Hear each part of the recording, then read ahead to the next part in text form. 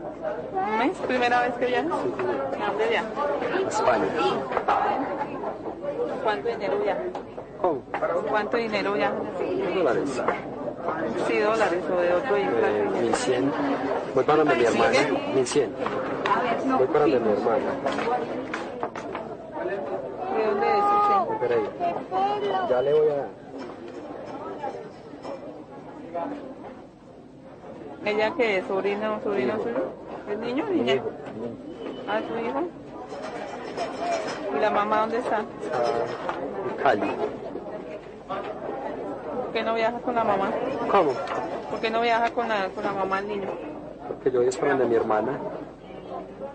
¿Y usted en qué trabaja? Yo trabajo la pintura, yo soy pintor. ¿Qué es? ¿Pintor? Sí.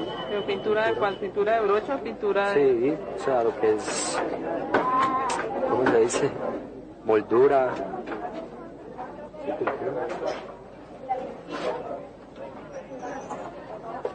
Deja revisar sus zapatos.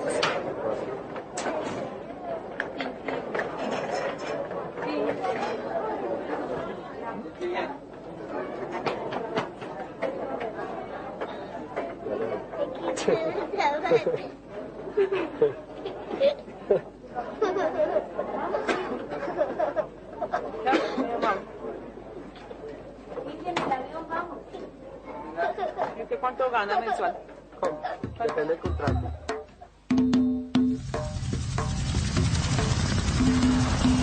Es fácil en Colombia caer bajo sospecha. Esta es una generación atrapada en la extensa y tupida red del narcotráfico. Se inicia con el cultivo de la hoja de coca. Seca y mezclada con otros elementos, termina deshecha en polvo blanco.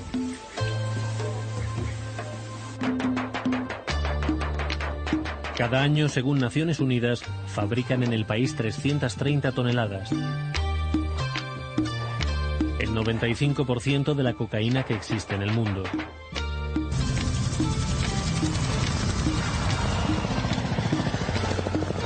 El narcotráfico arrasa el país desde hace 3 décadas.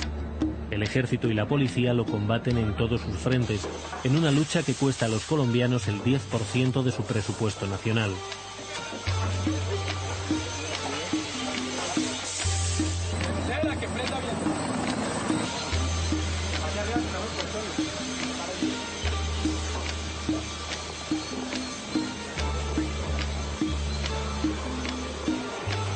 A cambio, la destrucción de laboratorios, la fumigación y la incautación de droga provoca pérdidas a los narcos de más de 30.000 millones de euros, unos 5 billones de pesetas según datos policiales.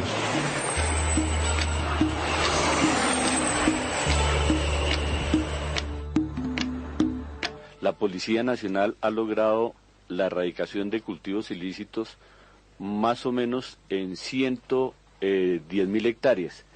De esas 110.000 hectáreas se ha evitado que prácticamente 700.000 kilos de cocaína no vayan al mercado y los narcotraficantes no han podido recibir, con la destrucción de estos cultivos, con la destrucción de los laboratorios y todos los precursores químicos, ellos han perdido aproximadamente 30.000 millones de dólares. Los narcotraficantes han desarrollado una gran habilidad para crear rutas y escondites. A pesar de las fuerzas de seguridad, sacan toneladas de droga del país. Sigue siendo un negocio inmenso. En Estados Unidos y Europa está valorado en más de medio billón de euros, 90 billones de pesetas.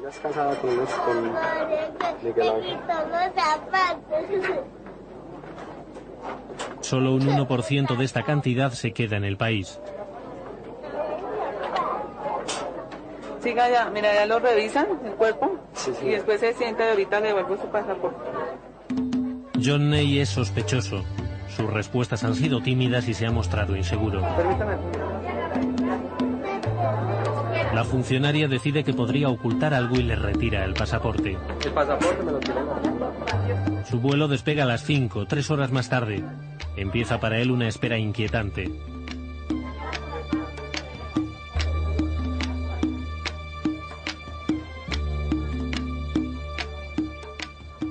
Acabamos de encontrar en un pasajero un perfil con las características de una persona ingerida, mostrando el nerviosismo, mostrando la timidez. ¿Cuál es el procedimiento? Lo sacamos después del cuestionario que se le hizo y se llevó al centro médico para llevar a cabo la radiografía, la radiografía de abdomen. La policía detiene en el aeropuerto de El Dorado un promedio de 6 correos humanos cada semana. Los exhiben como si fueran trofeos y los graban con la mercancía requisada. Una forma extrema, aunque habitual, de pasar la droga es ingiriendo pequeñas cápsulas que contienen entre 10 y 20 gramos de coca o heroína. Están envueltas en dedos de guantes de goma. Una radiografía de una persona que presentó el perfil de ingerida, en donde podemos notar en su aparato digestivo las pequeñas cápsulas. Por lo menos aquí este joven llevaba aproximadamente unas 85 cápsulas dentro de su aparato digestivo. 85 cápsulas pesan 1 kilo. Cárdenas recuerda bien a la última persona que murió en el intento. Una señora de aproximadamente unos 33 años que no aguantó la presión de ver tantos policías en el aeropuerto. Pero al llegar al filtro, pues se encontró con una barrera de casi 40 policías que hay ahí inspeccionando a la gente. No aguantó la presión psicológica y se nos desmayó de inmediato. Presentaba unos síntomas de vómito, escalofríos. La llevamos al hospital, nos dijeron que estaba ingerida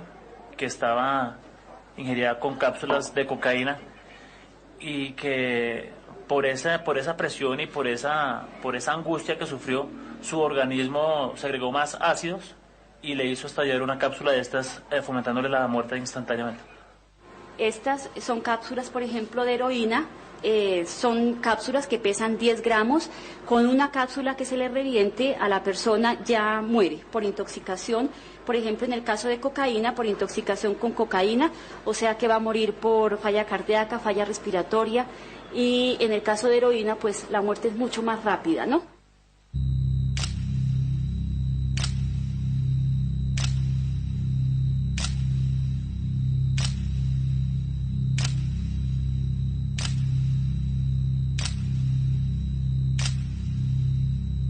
Cada narcotraficante tenía su afición. Cada cual tenía su afición, el uno a los carros, el otro a las joyas, el otro a los cuadros, el otro a las mujeres, el otro al buen comer, otro a las armas.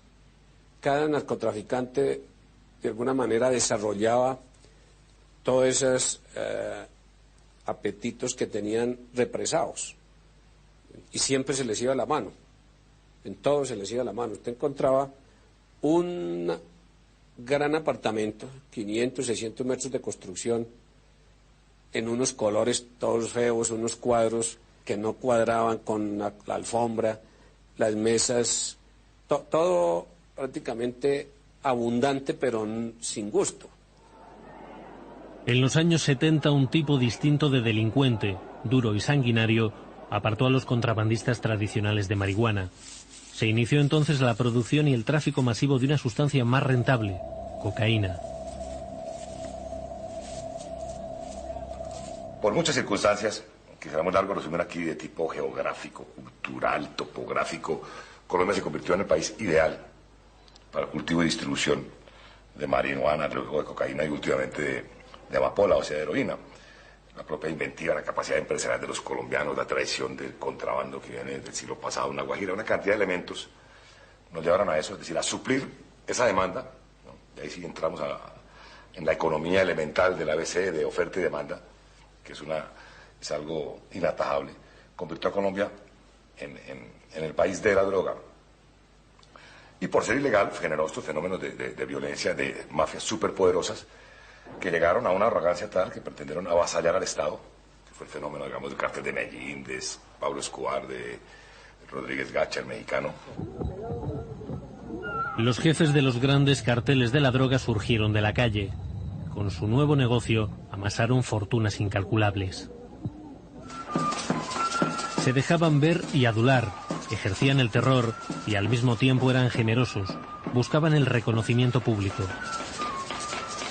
Pablo para los paisas no fue un delincuente, en ningún momento. Pablo para nosotros fue un símbolo que rompió con muchas cosas. Es también una institución, era todo un montón de gente que estaba en torno a él. Pablo Escobar destacó entre ellos por su imaginación para diseñar rutas increíbles. La presión policial les forzaba a extremar el ingenio. Tal vez su mayor extravagancia fue la construcción de un zoológico que le suministraba excrementos para envolver la droga. Pablo Escobar en Medellín crea un zoológico. ¿Por qué y a dónde compra los animales? Se los compra a Estados Unidos.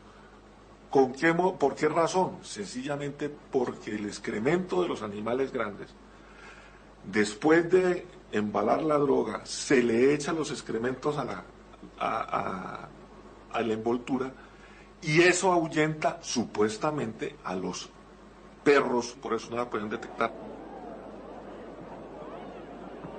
Escobar quería más que ningún otro la aceptación social, pero su breve incursión en la política originó una escalada de atentados contra la administración. El gobierno, entonces con el apoyo de Estados Unidos, lanzó una guerra sin cuartel. Al mando estuvo el general Rosso José Serrano. Hemos encontrado una gran cantidad de escrituras también, además de los $4,5 millones, pasaportes, videos, que nos sirven para seguir buscando otras caletas, porque sabemos que hay más caletas. Él descubrió sus escondites. Algunos los capturó en sus propias caletas o zulos. Yo sé que ellos en cada edificación lo primero que pedían era su caleta. Inclusive una vez encontramos una caleta que tenía esta mesa de billar adentro, ¿no? Y una mesa de reuniones. Esta es una cosa que yo siempre me preguntaba, bueno, y los arquitectos, distinto es hacer un sitio para poner una caja fuerte o tener alguna parte para esconder ciertas cosas, pero ya para esconder personas, yo creo que ahí falta un poquito de colaboración y de responsabilidad de quienes construyeron miles de edificios. Yo creo que primero construían la caleta y después el apartamento. Mi placer era buscar esas caletas, uno sabía, además estaba el cuento, la imaginación, hay caletas, entonces siempre hay caletas, ¿qué tienen? No sé, pero hay caletas. Todas las casas están construidas, tienen espacios como míticos, como escondidos. Lo que más ha llamado la atención de esta sofisticada caleta es que escondido en esta gran pared se encuentra este pequeño alambre. Con solo hablarlo 2 veces, inmediata y electrónicamente se abre la caleta. El alambre de cobre funciona a manera de switch, que emite una señal electrónica y activa el sistema hidráulico de la caleta. La caleta, digamos, que más recuerdo también fue la caleta donde estaba Gilberto Rodríguez el día de la captura. Haga de cuenta usted, este era el mueble. El mueble se movía si uno sacaba esta parte y atrás estaba la caleta, ahí estaba Gilberto. Pero había un florero y por el afán de entrar, posiblemente el florero se cayó, el coronel Barragán vio el florero en el suelo roto y le causó impresión y empezó a tocar la pared y, como esto, que ahí suena como si hubiera un vacío. Cuando abrieron la caleta, Gilberto salió con 2 pistolas, él no sabía ni disparar y ahí lo capturamos. La mafia de Cali se caracterizó por ser un poder en la sombra. Era el poder en la sombra en muchos aspectos. A diferencia de Pablo Escobar, ellos desde el comienzo decidieron no enfrentar al Estado, sino penetrar al Estado hasta donde pudieran. Penetraron la policía en alta dimensión, penetraron el aparato jurídico del país, penetraron, pues, empresas, bancos, muchos estamentos de la sociedad. Los hermanos Rodríguez Orejuela del cartel de Cali tenían fama de ser fríos y calculadores.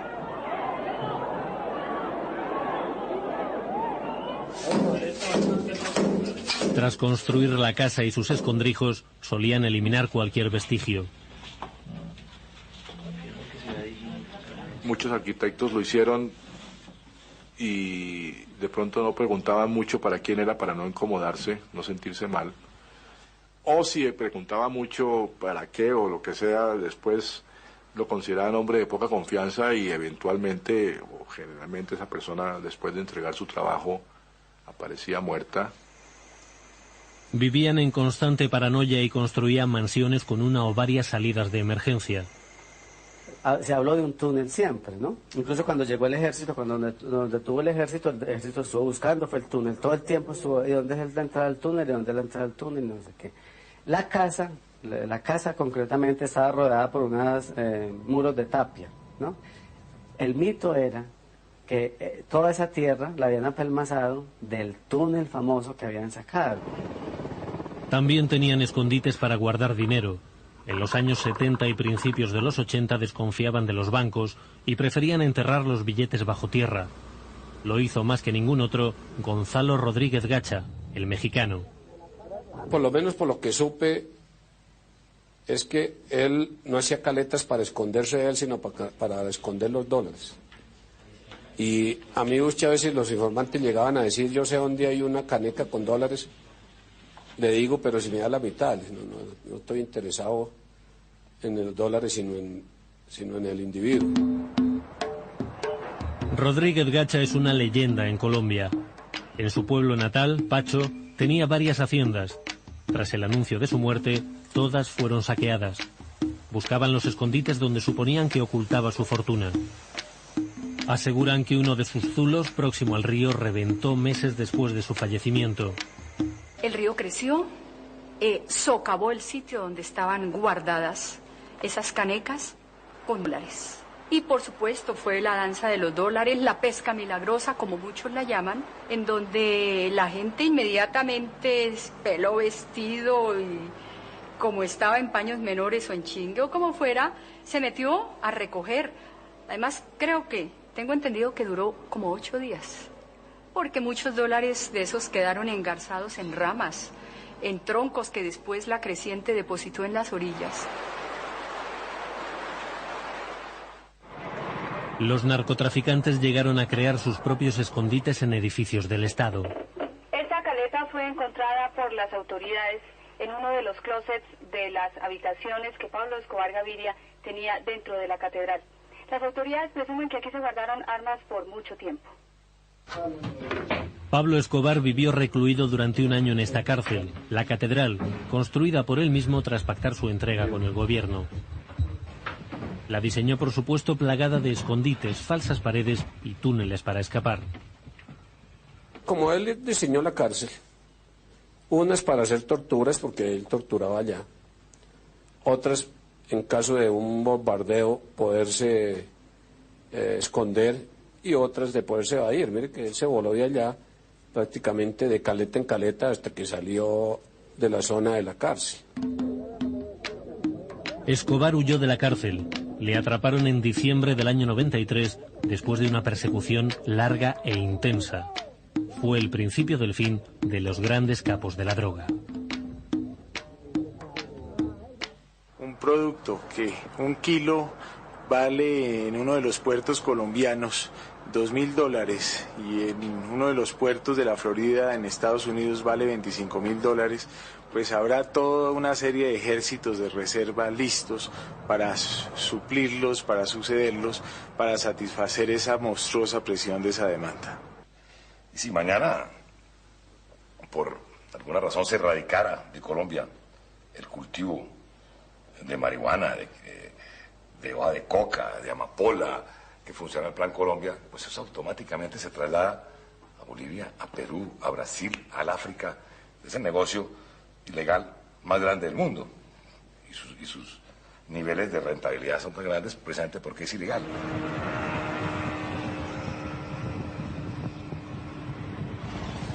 Los grupos criminales que operan ahora en Colombia son distintos de los antiguos carteles.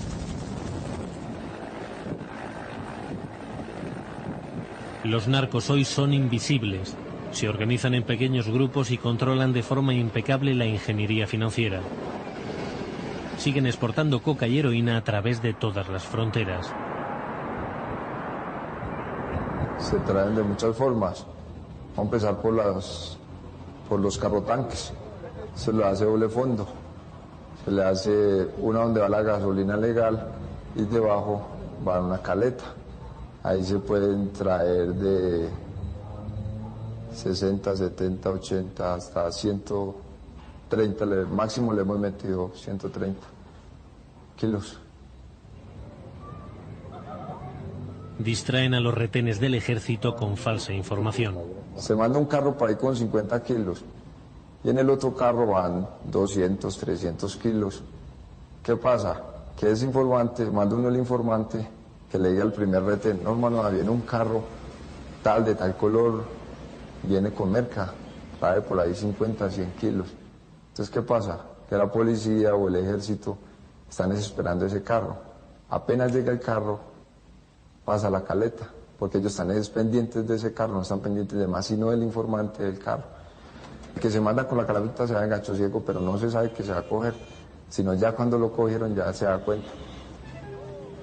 Entonces ahí pasa el camión o pasa el carro tanque o pasa las Mitsubishis o las Toyotas con toda la mercancía, que es la pesada. Se pierden 50, pero se ganan los 300, los 400 kilos que se suben. La droga se mueve en el interior del país hasta el lugar desde el cual cruzará la frontera.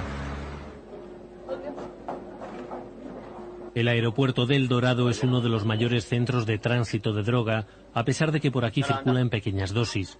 Los narcos desafían continuamente la vigilancia policial. Hemos conocido cualquier cantidad de casos increíbles en el embalaje de la carga que sale a exportación. Tenemos aquí cocaína impregnada dentro del cartón, uno de los sistemas más conocidos aquí en carga. Cuando los agentes sospechan presencia de droga, realizan una prueba de campo con un reactivo químico, la llamada prueba de Scott.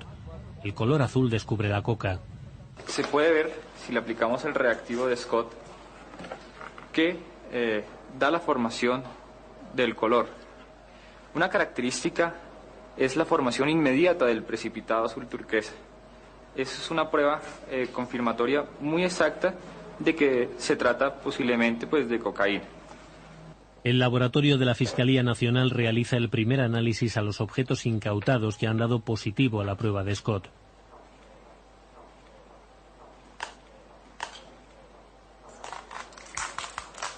Han recibido desde el aeropuerto auténticas joyas del camuflaje. Cocaína en almíbar, en frascos de champú o disuelta en figuras religiosas. Hemos encontrado cocaína también camuflada en ropa, como estas, donde lo que hacen es que se impregna la ropa en cocaína y queda algo acartonada como se encuentran estas toallas. Luego nosotros lo que hacemos es una extracción para determinar la cantidad de cocaína que contienen esas prendas. Para recuperar la droga deshacen la alquimia que elaboraron los narcos.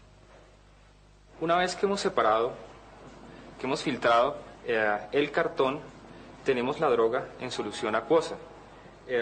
Lo que se hace es, por medio de conceptos básicos de química como solubilidad y pH, es llevar la cocaína a hacerla precipitar por medio de la adición de ciertas sustancias para que se forme la cocaína, o sea, para que pase de soluble a insoluble. Cuando la cocaína se transforma, precipita y cae. La policía colombiana decomisa un promedio de casi 3 toneladas mensuales de coca pura, base y bazuco.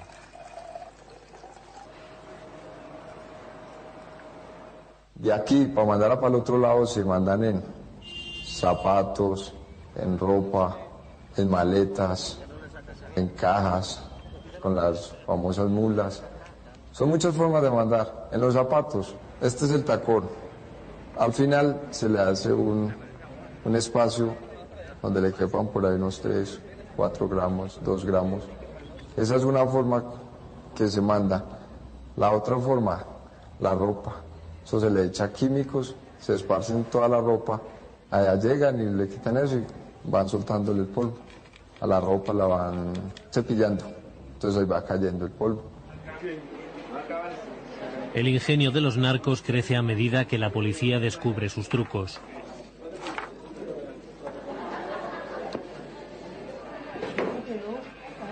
Dentro de las situaciones insólitas que uno encuentra a diario en esta modalidad delictiva, encuentra unas sorpresas, por ejemplo, como esta partitura que iba a ser enviada para el exterior. Obviamente yo no sé leer música, pero le llama la atención a uno las circunstancias a las que recurren los narcotraficantes para poder enviar sus alijos al exterior. Esta partitura se sometió a las pruebas técnicas que nosotros tenemos y resultó impregnada de cocaína. Hay situaciones muy particulares. Por lo menos los pasajeros, cuando van a viajar, pues llevan sus objetos de mano normal. Los policías le piden una requisa, un chequeo, como decimos nosotros. Ellos levantan las manos, normal, los chequean, pero no se les revisa los objetos de mano. En los objetos de mano podemos encontrar por lo menos esta revista. Normal, una revista comercial, pero que en su interior se le ha hecho una caleta y aproximadamente puede coger unos 250 gramos de cocaína. Una persona normal la lleva de esta parte, de la parte de atrás, y usted que lleva ahí, ¿no? Una revista, y hace esto. Tenemos por aquí una pequeña cápsula en madera que son utilizadas en malla para que los conductores se sientan más cómodos. Cada una de esas pepitas en su interior tenía cocaína. Eran aproximadamente 280 pepitas con cocaína en su interior. Tenemos aquí unas tarjetas alusivas al amor. Aquí dice: por fin encontré mi pareja ideal, tú, te amo. Que en su interior traían cocaína. Tarjetas con rosas en plástico, que en su interior tenían cocaína, aproximadamente unos 300, 400 gramos por tarjeta. En un fin de semana hemos estado hasta con 7 personas capturadas en sus diferentes vuelos a las diferentes rutas de crisis o puntos críticos, nosotros los llamamos así, como son los destinos hacia México, los destinos hacia España, los destinos hacia Venezuela.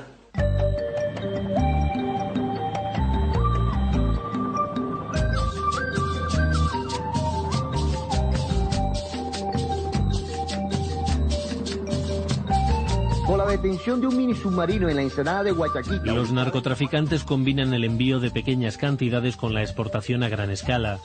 En el año 96 la policía capturó un pequeño sumergible construido en fibra de vidrio.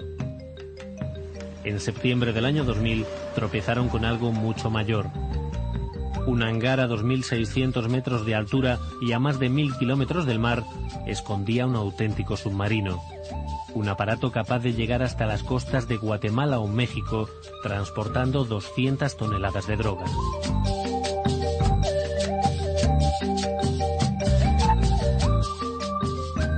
Un embarque en este tipo de aparato es mucho más difícil de detectar, o sea... Es cierto.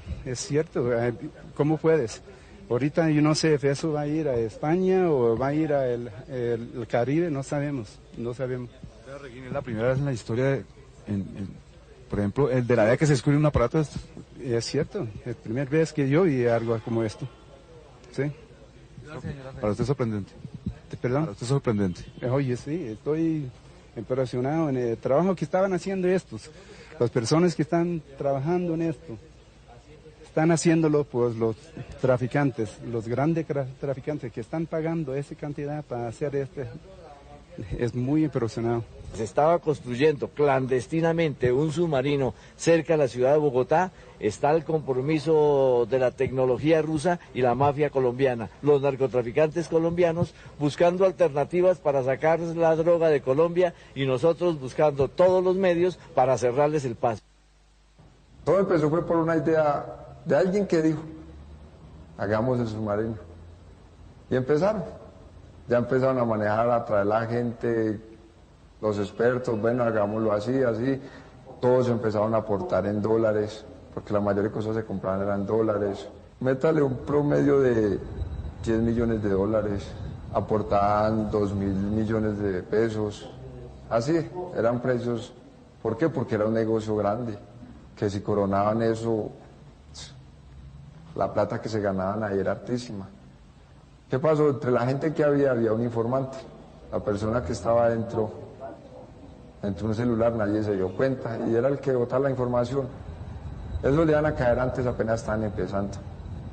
Pero no, esperaron más tiempo, que ya lo organizaran bien y todo. Ya apenas lo organizaron, como decimos nosotros, el sapo, llamó allá, cuidado que les va a caer la ley. Entonces dio tiempo de métale 1 hora, 2 horas, de que todo el mundo se fuera y se abriera.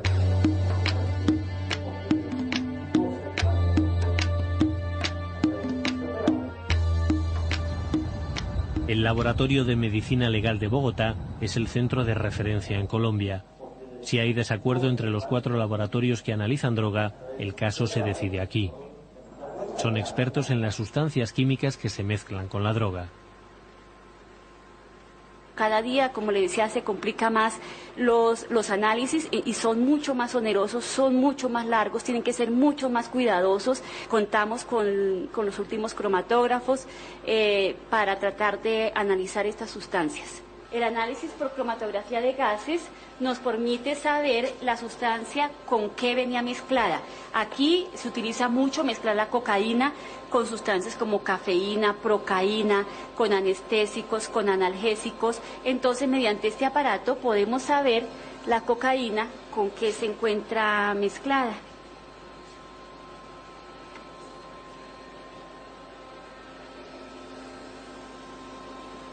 En análisis por espectrofotometría ultravioleta nos hace saber si la sustancia se encuentra mezclada con alguna otra material. La cocaína tiene unos picos en unas longitudes de onda muy característicos de ella que no la tiene otra sustancia. Esto, a medida que se van haciendo los análisis, nos va permitiendo ver la pureza y la identidad de la sustancia.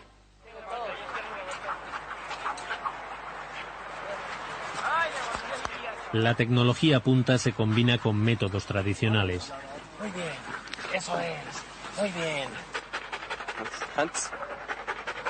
El perro simplemente con una pasada de su olfato en cuestión de 10-15 segundos simplemente detecta si hay o no hay. En unos costos mínimos, diferentes razas se pueden utilizar. Entonces, mientras tengo un aspersor de olores, puedo tener 20, 30 perros trabajando en un mismo sitio y me va a dar una efectividad más grande. Yo pienso que la efectividad respecto del perro a un medio electrónico es de 1 contra 10. El perro obviamente está por encima. Utilizan 160 perros en todo el país para husmear la droga. Cada animal incauta un promedio de 6,5 kilos de estupefacientes al año. Este es un juguete para asociar la sustancia, ya sea narcótico o explosivos. En esta bolsita podemos observar el narcótico, es marihuana. Y eso es lo que hacemos hoy, jugarles mucho. A partir de ese juego, escondemos dentro de esa toalla, dentro de esa pelota, las muestras de droga. Y él lo que hace es asociar el olor de ese juguete, de esa toalla, con el de la marihuana, con el de la cocaína. Muy bien. Bueno, el perro ya cuando está plenamente entrenado, con una simple orden verbal de su guía, inicia el ejercicio, ya lo está haciendo. Hay que tener en cuenta la corriente de aire, que es bien importante, por donde él se orienta. El guía lo que hace únicamente es tener el perro, el guía no hace absolutamente nada más. Y señalarle en ocasiones donde busca. Ahí vemos como el perro está acercándose y prácticamente ya la detectó. Cambia su señal, la cola la pone un poco recta y empieza a raspar, la señal que el animal tiene.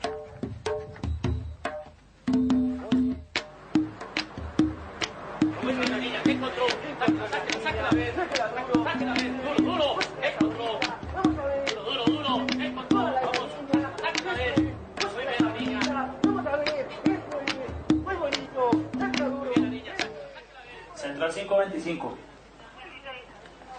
Rampa 4 de 217. Teniente, buenas tardes. Le informo, le envió una novedad, una incautación de ley 30 del 86, 55. Bueno, 54. Por favor, ¿me describe el caso? ¿Qué caso era? Mi teniente, una carpeta con una tesis para procedente de la ciudad de Santa Marta para Barcelona, España, con un peso bruto de 840 gramos en la bodega de Federal Express. 54. Central quedó 54. Rampa 4, por favor, tráigame el caso. 560, una rayita ya le hago pantalla.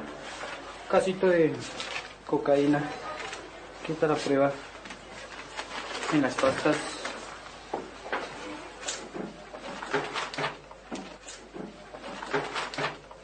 Un proyecto de una manufacturación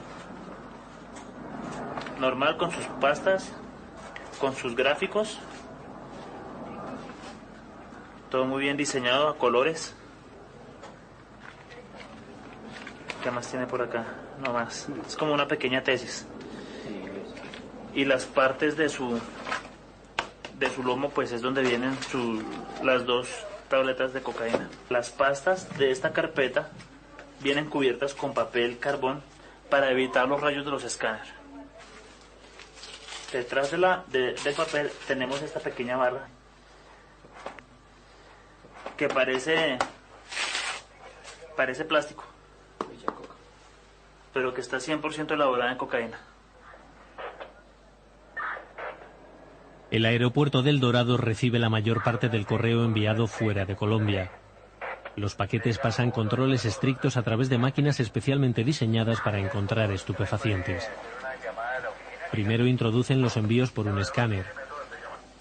En función del color y la densidad que aparece en la pantalla, los rayos X detectan los materiales sospechosos.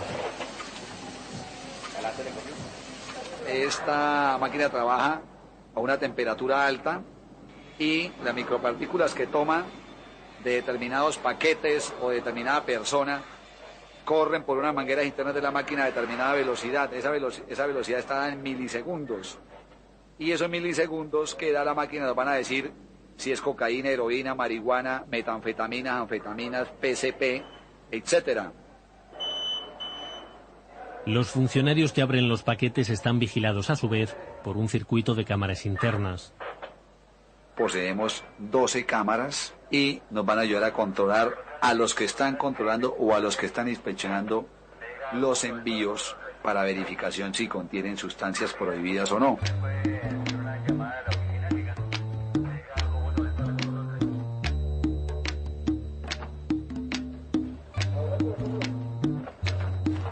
Todo el correo que sale de Colombia pasa de nuevo por otro control en Miami, Estados Unidos. Todas las maletas que van de Colombia son revisadas en los aeropuertos con rayo X mientras que usted está en el hall. Mientras que usted espera su maleta, por eso es que las maletas de los colombianos se nos demoran tanto. No es que se demoren tanto del avión a la bodega, no. Es que todas pasan por rayos X. A la entrada para buscar coca y a la salida para buscar dólares.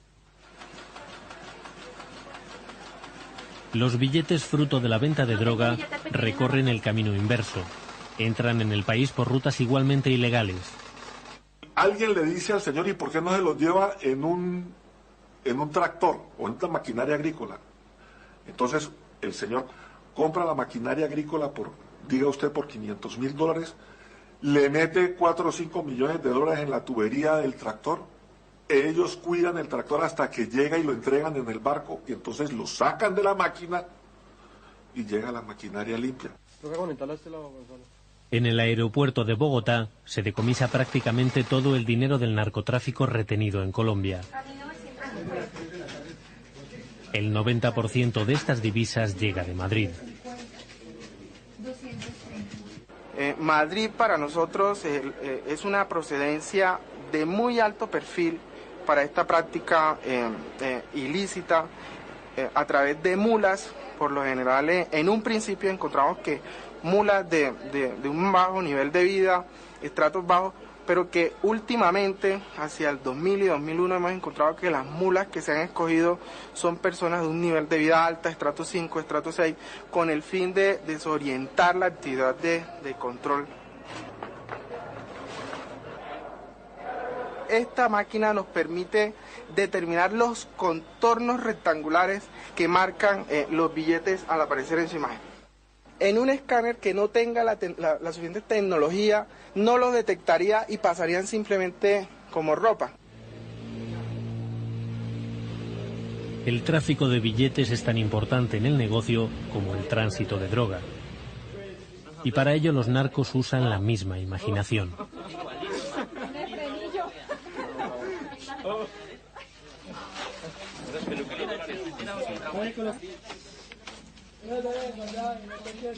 Hemos encontrado casos tan aberrantes como una familia que a los niños, bebés de brazos, tuvieron la oportunidad de esconderle fajos dentro de pañales, dentro del carro. Eso nos muestra un poco cuál es el nivel de alcance que tienen los traficantes para poder, de forma desmedida y a cualquier precio, introducir el dinero en efectivo.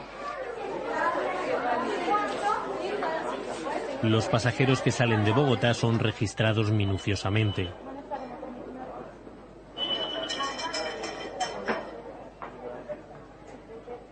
La policía detiene a una media de 7 personas por semana. Las mulas se arriesgan a cumplir una pena de entre 1 y 3 años si las atrapan en Colombia con una carga menor. Si la coca o heroína pesa más de 5 kilos, la condena puede alcanzar los 20 años de encierro. Por el contrario, si entregan el cargamento, obtienen hasta el 40% del valor de la droga que han transportado. El edificio, el terminal de pasajeros, El Dorado, es muy distinto. ¿Por qué? Porque está la persona que va a viajar físicamente. Es la persona que tiene el contacto directo con el policía y con la aerolínea. Entonces, ¿qué pasa? La persona presenta su perfil, presenta su sintomatología para ser llevada a un hospital a que le tomen su radiografía. Entonces, ¿qué pasa? Tenemos un promedio de 2-3 personas capturadas diariamente en el aeropuerto por ser pasadores de cápsulas de droga. Una persona con, métale usted unos 10-15 dedos. Eso es la famosa mula. Se mandan 4 o 5 mulas. Se manda un informante a la aeroportuaria y le dice: vea, mano, ahí tal persona va a llegar con tanto, es una mula. Ellos están pendientes de la persona. Viene vestida así y tal. Entonces se montan en el operativo a esa sola persona. Mientras pasa la otra gente. ¿Qué pasa? La policía está esperándolo, es a él. Cuando están ya para pasar, entonces lo dejan pasar. Ahí es donde le echan mano. ¿Qué pasa? Mientras le están echando mano al otro, los otros siguen de largo. Derecho, normal, con tranquilidad, porque ellos ya saben que va a caer uno, pero pasan 3, 4. Es uno de los hechos que yo nunca le he encontrado justificación.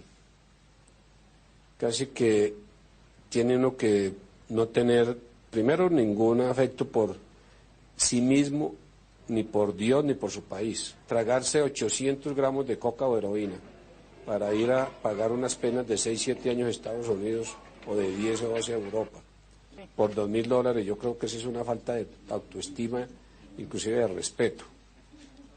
En Estados Unidos, si no estoy mal, hay más de 17.000 colombianos presos. En España puede haber 2.000. 99% por narcotráfico. La gente lleva droga en la camisa, en los tacones, en el estómago, que es el riesgo más grande. Es perfectamente ingenuo pretender que en un país pobre, lleno de desempleo, sin posibilidades de ascenso para muchos sectores de la sociedad, que se presente una oportunidad de estas, que para el campesino cultivador o para la pobre, el joven desempleado que acaba de mula, o inclusive para cualquier colombiano que quiera ascender o progresar materialmente, no aprovechara o no entrara en este negocio. El 80% de la droga elaborada en Colombia llega a su destino, fuera del país.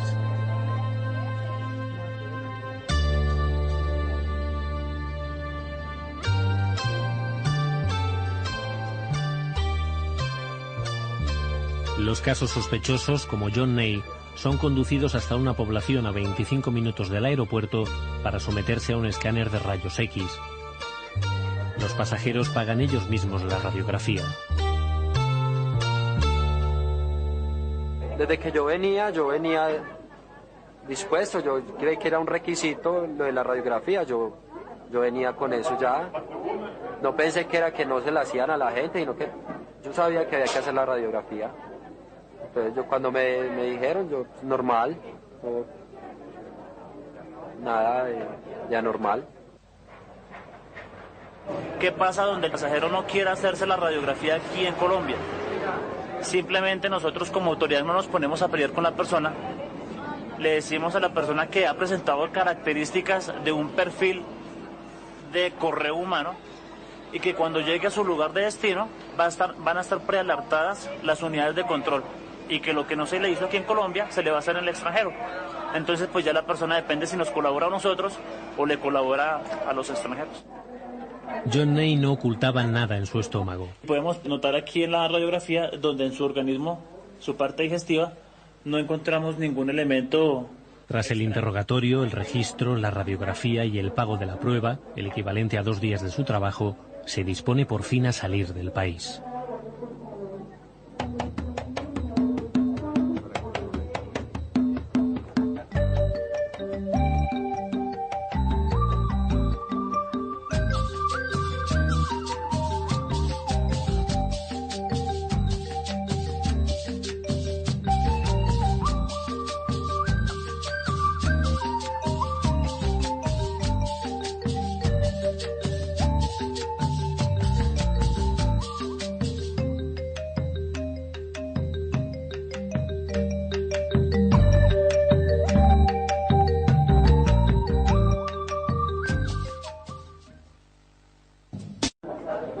¿Primera vez que viajas? ¿A dónde viajas? A España. ¿Cuánto dinero viajas? ¿Cómo? ¿Cuánto dinero viajas? $100. Sí, dólares o de otro isla. 1100. Voy para donde mi hermana. 1100. Voy para donde mi hermana. ¿De dónde es ese? De Pereira.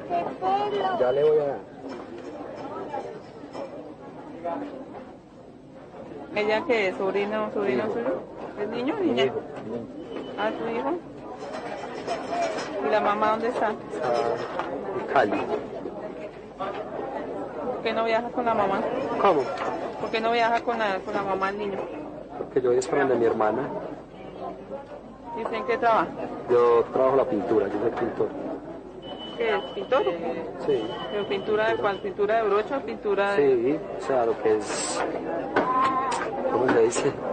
Moldura.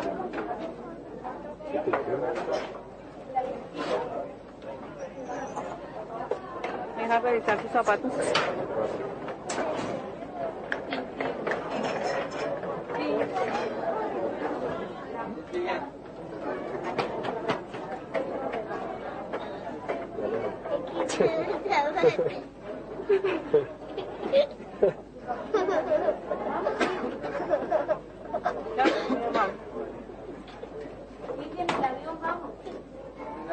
¿Y usted cuánto gana mensual?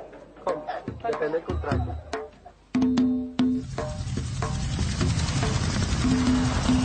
Es fácil en Colombia caer bajo sospecha. Esta es una generación atrapada en la extensa y tupida red del narcotráfico. Se inicia con el cultivo de la hoja de coca. Seca y mezclada con otros elementos, termina deshecha en polvo blanco.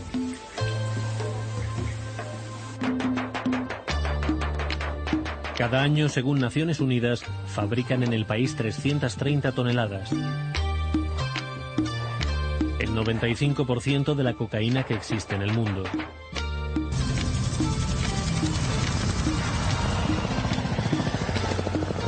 El narcotráfico arrasa el país desde hace 3 décadas. El ejército y la policía lo combaten en todos sus frentes, en una lucha que cuesta a los colombianos el 10% de su presupuesto nacional.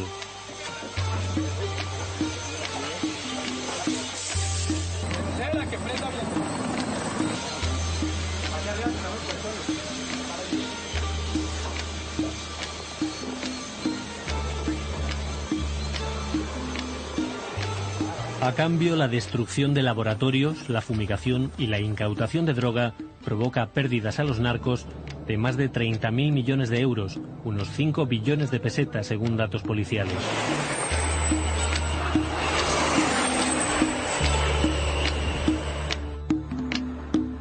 La Policía Nacional ha logrado la erradicación de cultivos ilícitos más o menos en 110.000 hectáreas. De esas 110.000 hectáreas se ha evitado que prácticamente 700.000 kilos de cocaína no vayan al mercado y los narcotraficantes no han podido recibir, con la destrucción de estos cultivos, con la destrucción de los laboratorios y todos los precursores químicos, ellos han perdido aproximadamente 30.000 millones de dólares. Los narcotraficantes han desarrollado una gran habilidad para crear rutas y escondites. A pesar de las fuerzas de seguridad, sacan toneladas de droga del país. Sigue siendo un negocio inmenso. En Estados Unidos y Europa está valorado en más de medio billón de euros, 90 billones de pesetas.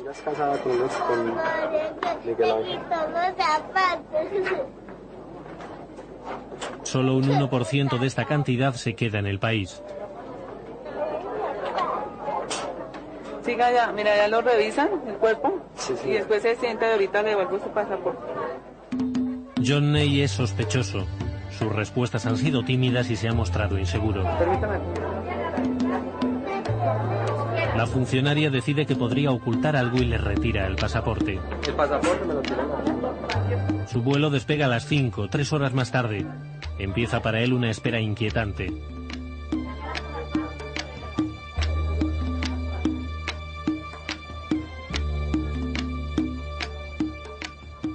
Acabamos de encontrar en un pasajero un perfil con las características de una persona ingerida, mostrando el nerviosismo, mostrando la timidez. ¿Cuál es el procedimiento? Lo sacamos después del cuestionario que se le hizo y se llevó al centro médico para llevar a cabo la radiografía, la radiografía de abdomen. La policía detiene en el aeropuerto de El Dorado un promedio de 6 correos humanos cada semana. Los exhiben como si fueran trofeos y los graban con la mercancía requisada. Una forma extrema, aunque habitual, de pasar la droga es ingiriendo pequeñas cápsulas que contienen entre 10 y 20 gramos de coca o heroína. Están envueltas en dedos de guantes de goma. Una radiografía de una persona que presentó el perfil de ingerida, en donde podemos notar en su aparato digestivo las pequeñas cápsulas. Por lo menos aquí este joven llevaba aproximadamente unas 85 cápsulas dentro de su aparato digestivo. 85 cápsulas pesan 1 kilo. Cárdenas recuerda bien a la última persona que murió en el intento. Una señora de aproximadamente unos 33 años que no aguantó la presión de ver tantos policías en el aeropuerto. Pero al llegar al filtro, pues se encontró con una barrera de casi 40 policías que hay ahí, inspeccionando a la gente. No aguantó la presión psicológica y se nos desmayó de inmediato.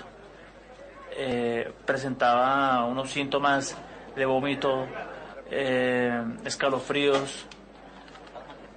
La llevamos al hospital, nos dijeron que estaba ingerida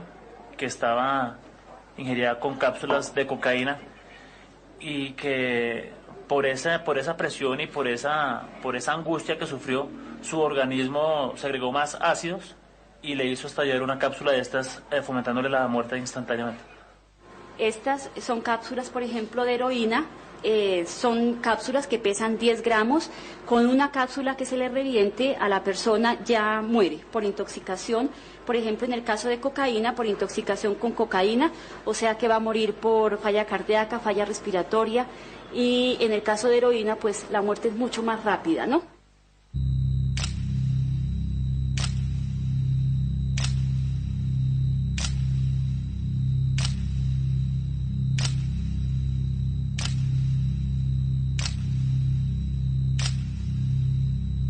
Cada narcotraficante tenía su afición. Cada cual tenía su afición, el uno a los carros, el otro a las joyas, el otro a los cuadros, el otro a las mujeres, el otro al buen comer, otro a las armas. Cada narcotraficante de alguna manera desarrollaba todos esos apetitos que tenían represados y siempre se les iba la mano, en todo se les iba la mano. Usted encontraba un gran apartamento, 500, 600 metros de construcción, en unos colores todos feos, unos cuadros que no cuadraban con la alfombra, las mesas, todo prácticamente abundante pero sin gusto. En los años 70 un tipo distinto de delincuente, duro y sanguinario, apartó a los contrabandistas tradicionales de marihuana. Se inició entonces la producción y el tráfico masivo de una sustancia más rentable, cocaína. Por muchas circunstancias, quizá muy largo resumen aquí de tipo geográfico, cultural, topográfico, Colombia se convirtió en el país ideal para el cultivo y distribución de marihuana, luego de cocaína y últimamente de amapola, o sea, de heroína. La propia inventiva, la capacidad empresarial de los colombianos, la tradición del contrabando que viene del siglo pasado, una Guajira, una cantidad de elementos nos llevaron a eso, es decir, a suplir esa demanda, ¿no? Y ahí sí entramos en la economía elemental del ABC de oferta y demanda, que es algo inatajable. Convirtió a Colombia en el país de la droga. Y por ser ilegal generó estos fenómenos de violencia, de mafias superpoderosas, que llegaron a una arrogancia tal que pretendieron avasallar al Estado, que fue el fenómeno, digamos, del cártel de Medellín, de Pablo Escobar, de Rodríguez Gacha, el mexicano. Los jefes de los grandes carteles de la droga surgieron de la calle. Con su nuevo negocio amasaron fortunas incalculables. Se dejaban ver y adular, ejercían el terror y al mismo tiempo eran generosos, buscaban el reconocimiento público. Pablo para los paisas no fue un delincuente, en ningún momento. Pablo para nosotros fue un símbolo que rompió con muchas cosas. Es también una institución, era todo un montón de gente que estaba en torno a él. Pablo Escobar destacó entre ellos por su imaginación para diseñar rutas increíbles. La presión policial les forzaba a extremar el ingenio. Tal vez su mayor extravagancia fue la construcción de un zoológico que le suministraba excrementos para envolver la droga. Pablo Escobar en Medellín crea un zoológico. ¿Por qué y a dónde compra los animales? Se los compra a Estados Unidos. ¿Por qué razón? Sencillamente porque el excremento de los animales grandes, después de embalar la droga, se le echa los excrementos a la envoltura y eso ahuyenta supuestamente a los perros, por eso no la pueden detectar. Escobar quería más que ningún otro la aceptación social, pero su breve incursión en la política originó una escalada de atentados contra la administración. El gobierno, entonces con el apoyo de Estados Unidos, lanzó una guerra sin cuartel. Al mando estuvo el general Rosso José Serrano. Hemos encontrado una gran cantidad de escrituras también, además de los $4,5 millones, pasaportes, videos, que nos sirven para seguir buscando otras caletas, porque sabemos que hay más caletas. Él descubrió sus escondites. Algunos los capturó en sus propias caletas o zulos. Yo sé que ellos en cada edificación lo primero que pedían eran su caleta. Inclusive una vez encontramos una caleta que tenía esta mesa de billar adentro, ¿no? Y una mesa de reuniones. Esta es una cosa que yo siempre me preguntaba, bueno, y los arquitectos,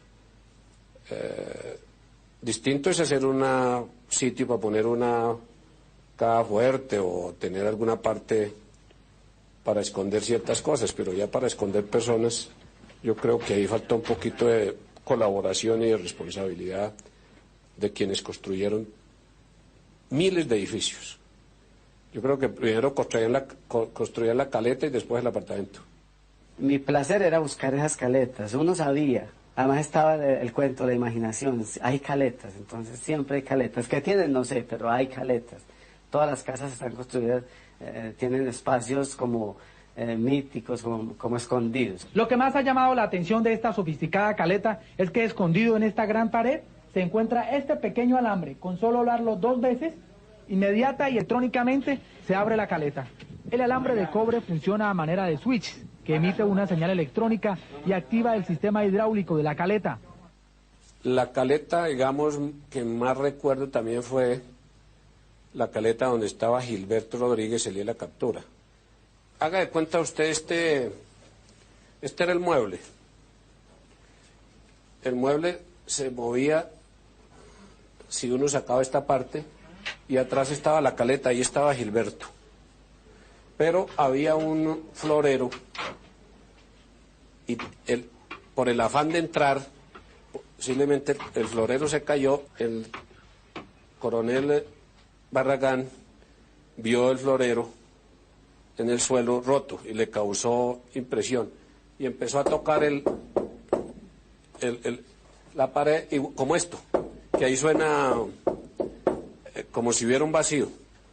Cuando abrieron la caleta, Gilberto salió con 2 pistolas, él no sabía ni disparar y ahí lo capturamos. La mafia de Cali se caracterizó por ser un poder en la sombra, era el poder en la sombra en muchos aspectos. A diferencia de Pablo Escobar, ellos desde el comienzo decidieron no enfrentar al Estado, sino penetrar al Estado hasta donde pudieran. Penetraron la policía en alta dimensión, penetraron el aparato jurídico del país, penetraron pues empresas, bancos, muchos estamentos de la sociedad. Los hermanos Rodríguez Orejuela del cartel de Cali tenían fama de ser fríos y calculadores.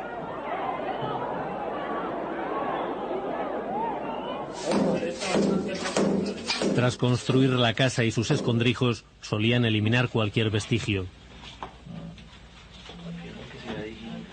Muchos arquitectos lo hicieron y de pronto no preguntaban mucho para quién era, para no incomodarse, no sentirse mal. O si preguntaba mucho para qué o lo que sea, después lo consideraban hombre de poca confianza y eventualmente, o generalmente, esa persona, después de entregar su trabajo, aparecía muerta. Vivían en constante paranoia y construían mansiones con una o varias salidas de emergencia. Se habló de un túnel siempre, ¿no? Incluso cuando llegó el ejército, cuando nos detuvo el ejército estuvo buscando, fue el túnel. Todo el tiempo estuvo, ¿y dónde es la entrada al túnel? ¿Y dónde es la entrada al túnel? No sé qué. La casa concretamente estaba rodeada por unos muros de tapia, ¿no? El mito era que toda esa tierra la habían apelmazado del túnel famoso que habían sacado. También tenían escondites para guardar dinero. En los años 70 y principios de los 80 desconfiaban de los bancos y preferían enterrar los billetes bajo tierra. Lo hizo más que ningún otro Gonzalo Rodríguez Gacha, el mexicano. Por lo menos por lo que supe, es que él no hacía caletas para esconderse de él, sino para esconder los dólares. Y a mí muchas veces los informantes llegaban a decir, yo sé dónde hay una caneca con dólares, le digo, pero si me da la mitad, no estoy interesado en los dólares, sino en el individuo. Rodríguez Gacha es una leyenda en Colombia. En su pueblo natal, Pacho, tenía varias haciendas. Tras el anuncio de su muerte, todas fueron saqueadas. Buscaban los escondites donde suponían que ocultaba su fortuna. Aseguran que uno de sus zulos, próximo al río, reventó meses después de su fallecimiento. El río creció, socavó el sitio donde estaban guardadas esas canecas con dólares. Y por supuesto fue la danza de los dólares, la pesca milagrosa, como muchos la llaman, en donde la gente inmediatamente peló vestido y como estaba en paños menores o en chingue o como fuera, se metió a recoger. Además, tengo entendido que duró como 8 días, porque muchos dólares de esos quedaron engarzados en ramas, en troncos que después la creciente depositó en las orillas. Los narcotraficantes llegaron a crear sus propios escondites en edificios del Estado. Esta caleta fue encontrada por las autoridades en uno de los closets de las habitaciones que Pablo Escobar Gaviria tenía dentro de la catedral.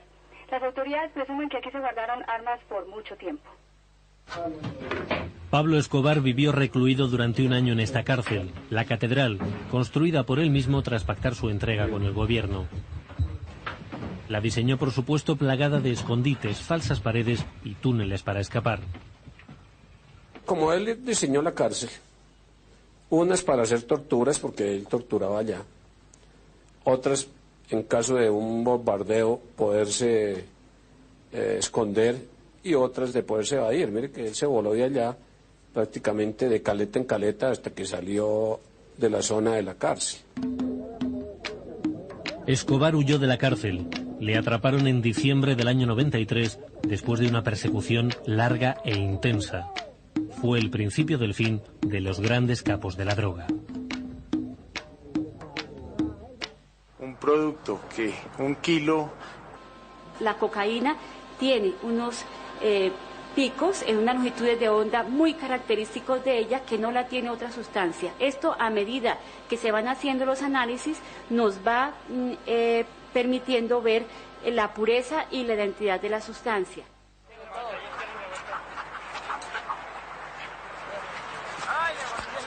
La tecnología punta se combina con métodos tradicionales. Muy bien, eso es, muy bien. Hans. El perro simplemente con una pasada de su olfato en cuestión de 10, 15 segundos simplemente detecta si hay o no hay. En unos costos mínimos, diferentes razas se pueden utilizar. Entonces, mientras tengo un aspersor de olores, puedo tener 20, 30 perros trabajando en un mismo sitio y me va a dar una efectividad más grande. Yo pienso que la efectividad respecto del perro a un medio electrónico es de 1 contra 10. El perro obviamente está por encima. Utilizan 160 perros en todo el país para husmear la droga. Cada animal incauta un promedio de 6,5 kilos de estupefacientes al año. Esto es un juguete para asociar la sustancia, ya sea narcótico o explosivos. En esta bolsita podemos observar del narcótico, es marihuana. Y eso es lo que hacemos hoy, jugarles mucho. Y a partir de ese juego, escondemos dentro de esa toalla, dentro de esa pelota, las muestras de droga. Y es lo que hace es asociar el olor de ese juguete, de esa toalla, con el de la marihuana, con el de la cocaína. Muy bien. Bueno, el perro ya cuando está plenamente entrenado, con una simple orden verbal de su guía, inicia el ejercicio. Ya lo está haciendo. Hay que tener en cuenta la corriente de aire, que es bien importante, por donde él se orienta. El guía lo que hace únicamente es tener el perro, pero el guía no hace absolutamente nada más. Y señalarle en ocasiones donde busque. Ahí vemos cómo el perro está acercándose y prácticamente ya la detectó. Cambia su señal, la cola la pone un poco recta y empieza a raspar, la señal que el animal tiene.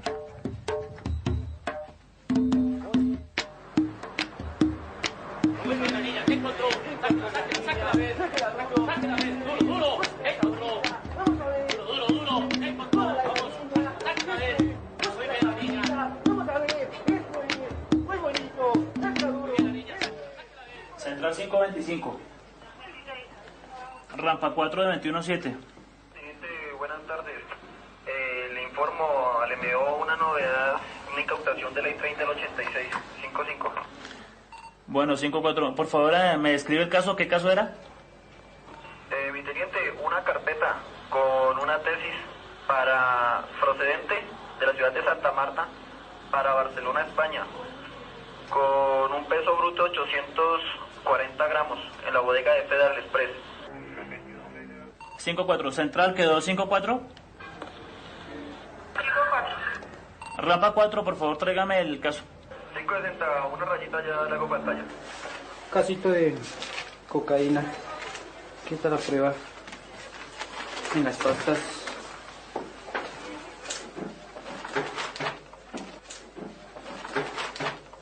Un proyecto de buena manufacturación. Normal, con sus pastas, con sus gráficos. Todo muy bien diseñado, a colores. ¿Qué más tiene por acá? No más. Es como una pequeña tesis. Y las partes de su lomo, pues es donde vienen las 2 tabletas de cocaína. Las pastas de esta carpeta vienen cubiertas con papel carbón para evitar los rayos de los escáneres. Detrás del papel tenemos esta pequeña barra que parece plástico, pero que está 100% elaborada en cocaína. El aeropuerto del Dorado recibe la mayor parte del correo enviado fuera de Colombia. Los paquetes pasan controles estrictos a través de máquinas especialmente diseñadas para encontrar estupefacientes. Primero introducen los envíos por un escáner. En función del color y la densidad que aparece en la pantalla, los rayos X detectan los materiales sospechosos. Esta máquina trabaja a una temperatura alta y las micropartículas que toma de determinados paquetes o de determinada persona corren por unas mangueras internas de la máquina a determinada velocidad. Esa velocidad está dada en milisegundos. Y esos milisegundos que da la máquina nos van a decir si es cocaína, heroína, marihuana, metanfetaminas, anfetaminas, PCP, etcétera. Los funcionarios que abren los paquetes están vigilados a su vez por un circuito de cámaras internas.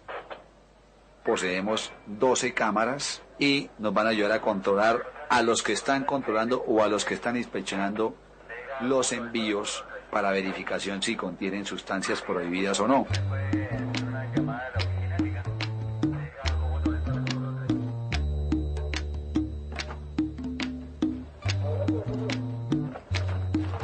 Todo el correo que sale de Colombia pasa de nuevo por otro control en Miami, Estados Unidos. Todas las maletas que van de Colombia son revisadas en los aeropuertos con rayo X mientras que usted está en el hall. Mientras que usted espera su maleta, por eso es que las maletas de los colombianos se nos demoran tanto. No es que se demoren tanto del avión a la bodega, no.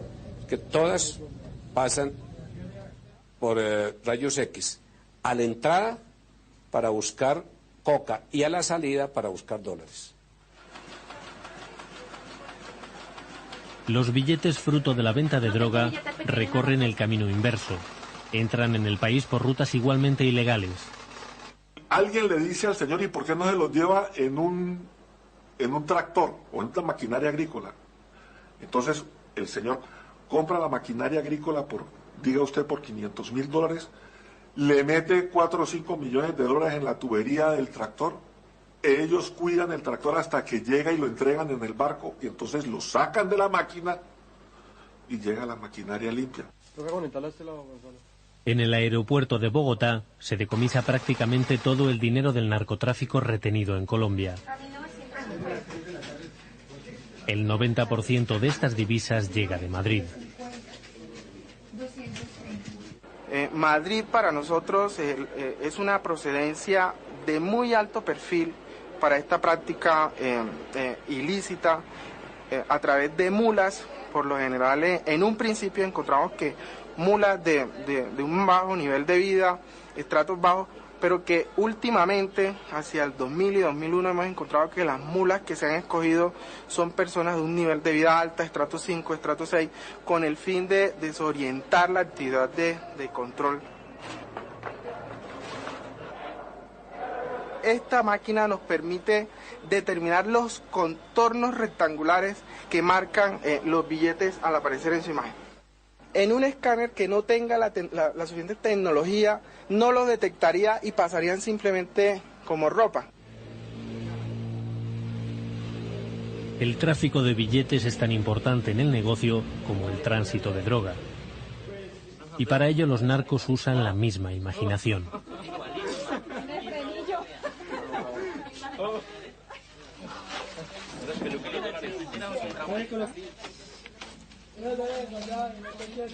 Hemos encontrado casos tan aberrantes como una familia que a los niños, bebés de brazos, tuvieron la oportunidad de esconderle fajos dentro de pañales, dentro del carro. Eso nos muestra un poco cuál es el nivel de alcance que tienen los traficantes para poder, de forma desmedida y a cualquier precio, introducir el dinero en efectivo. Los pasajeros que salen de Bogotá son registrados minuciosamente.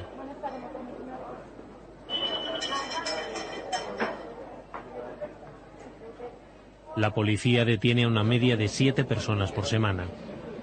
Las mulas se arriesgan a cumplir una pena de entre 1 y 3 años si las atrapan en Colombia con una carga menor. Si la coca o heroína pesa más de 5 kilos, la condena puede alcanzar los 20 años de encierro. Por el contrario, si entregan el cargamento, obtienen hasta el 40% del valor de la droga que han transportado. El edificio, el terminal de pasajeros, El Dorado, es muy distinto. ¿Por qué? Porque está la persona que va a viajar físicamente. Es la persona que tiene el contacto directo con el policía y con la aerolínea. Entonces, ¿qué pasa? La persona presenta su perfil, presenta su sintomatología para ser llevada a un hospital a que le tomen su radiografía. Entonces, ¿qué pasa? Tenemos un promedio de 2, 3 personas capturadas diariamente en el aeropuerto por ser pasadores de cápsulas de droga. Una persona con métale usted unos 10, 15 dedos. Eso es la famosa mula. Se mandan 4 o 5 mulas.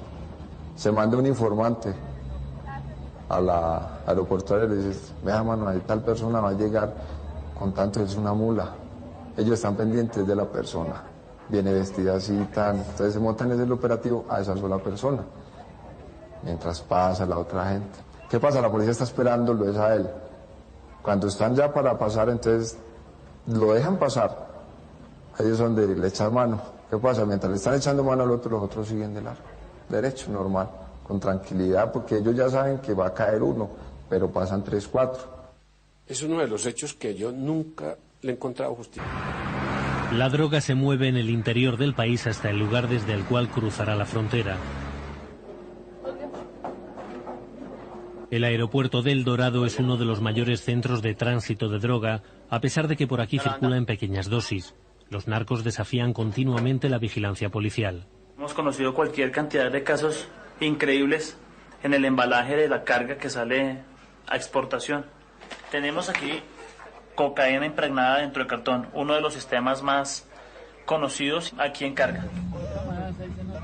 Cuando los agentes sospechan presencia de droga, realizan una prueba de campo con un reactivo químico, la llamada prueba de Scott.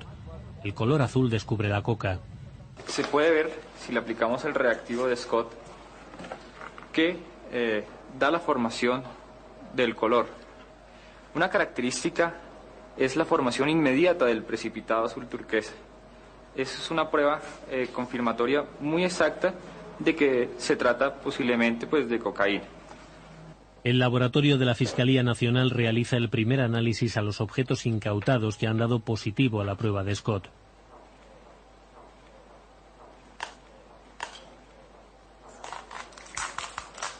Han recibido desde el aeropuerto auténticas joyas del camuflaje. Cocaína en almíbar, en frascos de champú o disuelta en figuras religiosas. Hemos encontrado cocaína también camuflada en ropa, como estas, donde lo que hacen es que se impregna la ropa en cocaína y queda algo acartonada como se encuentran estas toallas. Luego nosotros lo que hacemos es una extracción para determinar la cantidad de cocaína que contienen esas prendas. Para recuperar la droga deshacen la alquimia que elaboraron los narcos. Una vez que hemos separado, que hemos filtrado el cartón, tenemos la droga en solución acuosa. Lo que se hace es, por medio de conceptos básicos de química como solubilidad y pH, es llevar la cocaína a hacerla precipitar por medio de la adición de ciertas sustancias para que se forme la cocaína, o sea, para que pase de soluble a insoluble. Cuando la cocaína se transforma, precipita y cae. La policía colombiana decomisa un promedio de casi 3 toneladas mensuales de coca pura, base y bazuco.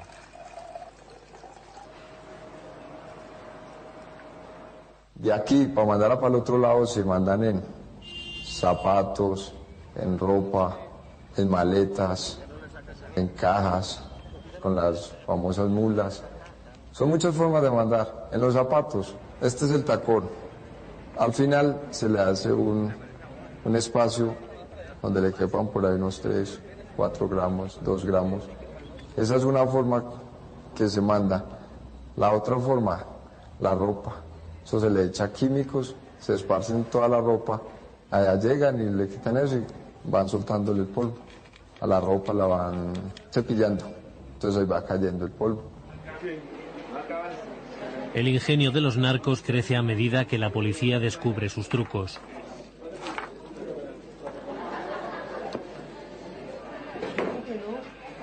Dentro de las situaciones insólitas que uno encuentra a diario en esta modalidad delictiva, encuentra unas sorpresas, por ejemplo, como esta partitura que iba a ser enviada para el exterior. Obviamente yo no sé leer música, pero le llama la atención a uno las circunstancias a las que recurren los narcotraficantes para poder enviar sus alijos al exterior. Esta partitura se sometió a las pruebas técnicas que nosotros tenemos y resultó impregnada de cocaína. Hay situaciones muy particulares. Por lo menos los pasajeros, cuando van a viajar, pues llevan sus objetos de mano, normal. Los policías le piden una requisa, un chequeo, como decimos nosotros. Ellos levantan las manos, normal, los chequean, pero no se les revisa los objetos de mano. En los objetos de mano podemos encontrar por lo menos esta revista, normal, una revista comercial, pero que en su interior se le ha hecho una caleta y aproximadamente puede coger unos 250 gramos de cocaína. Una persona normal la lleva de esta parte, de la parte de atrás, y usted que lleva ahí, ¿no? Una revista, y hace esto. Tenemos por aquí una pequeña cápsula en madera que son utilizadas en malla para que los conductores se sientan más cómodos. Cada una de esas pepitas en su interior tenía cocaína. Eran aproximadamente 280 pepitas con cocaína en su interior. Tenemos aquí unas tarjetas alusivas al amor. Aquí dice: por fin encontré mi pareja ideal, tú, te amo.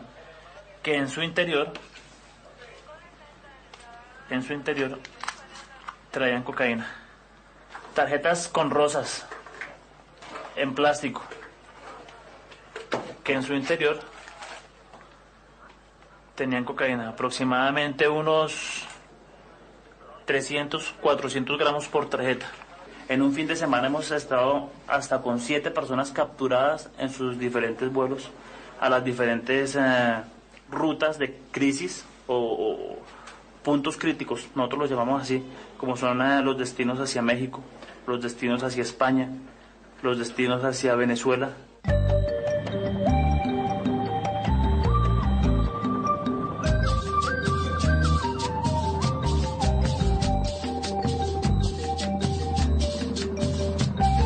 Por la detención de un mini submarino en la ensenada de Guayaquil. Los narcotraficantes combinan el envío de pequeñas cantidades con la exportación a gran escala.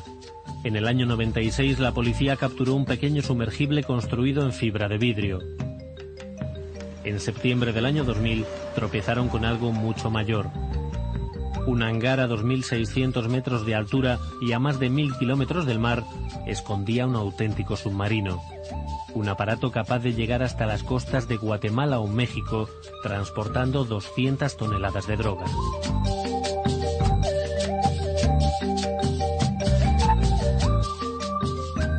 Un embarque en este tipo de aparatos es mucho más difícil de detectar, o sea... Es cierto. ¿Cómo puedes?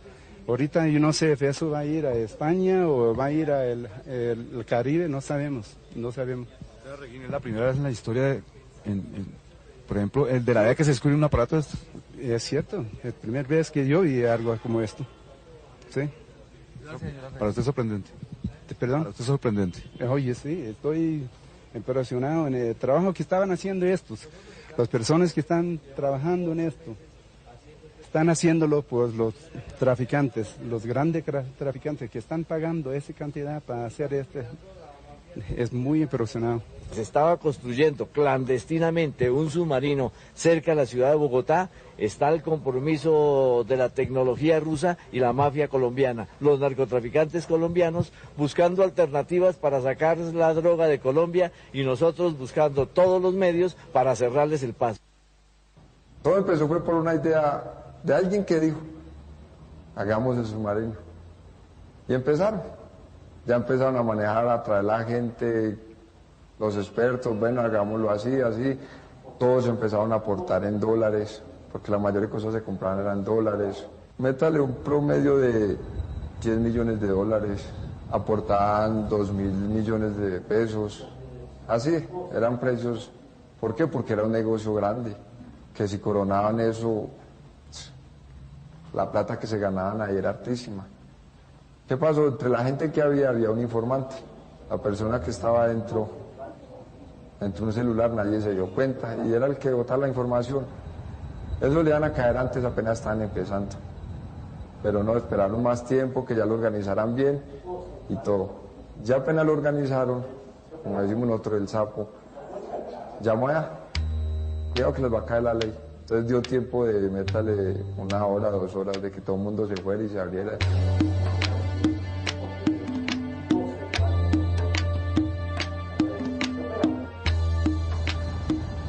El Laboratorio de Medicina Legal de Bogotá es el centro de referencia en Colombia. Si hay desacuerdo entre los 4 laboratorios que analizan droga, el caso se decide aquí. Son expertos en las sustancias químicas que se mezclan con la droga. Cada día, como le decía, se complica más los análisis y son mucho más onerosos, son mucho más largos, tienen que ser mucho más cuidadosos. Contamos con los últimos cromatógrafos para tratar de analizar estas sustancias.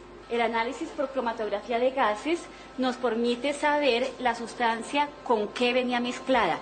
Aquí se utiliza mucho mezclar la cocaína con sustancias como cafeína, procaína, con anestésicos, con analgésicos. Entonces, mediante este aparato podemos saber la cocaína con qué se encuentra mezclada.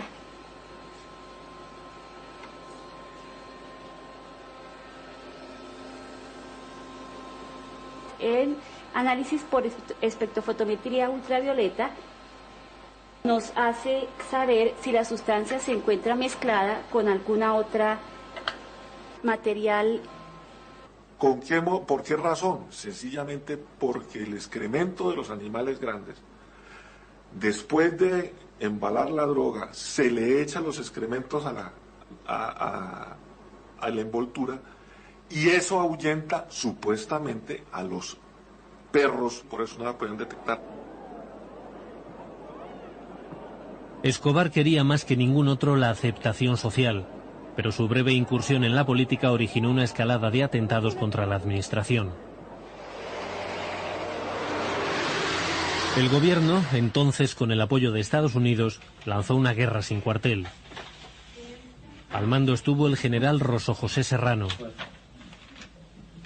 Hemos encontrado una gran cantidad de escrituras también, además de los $4,5 millones, pasaportes, videos, que nos sirven para seguir buscando otras caletas, porque sabemos que hay más caletas.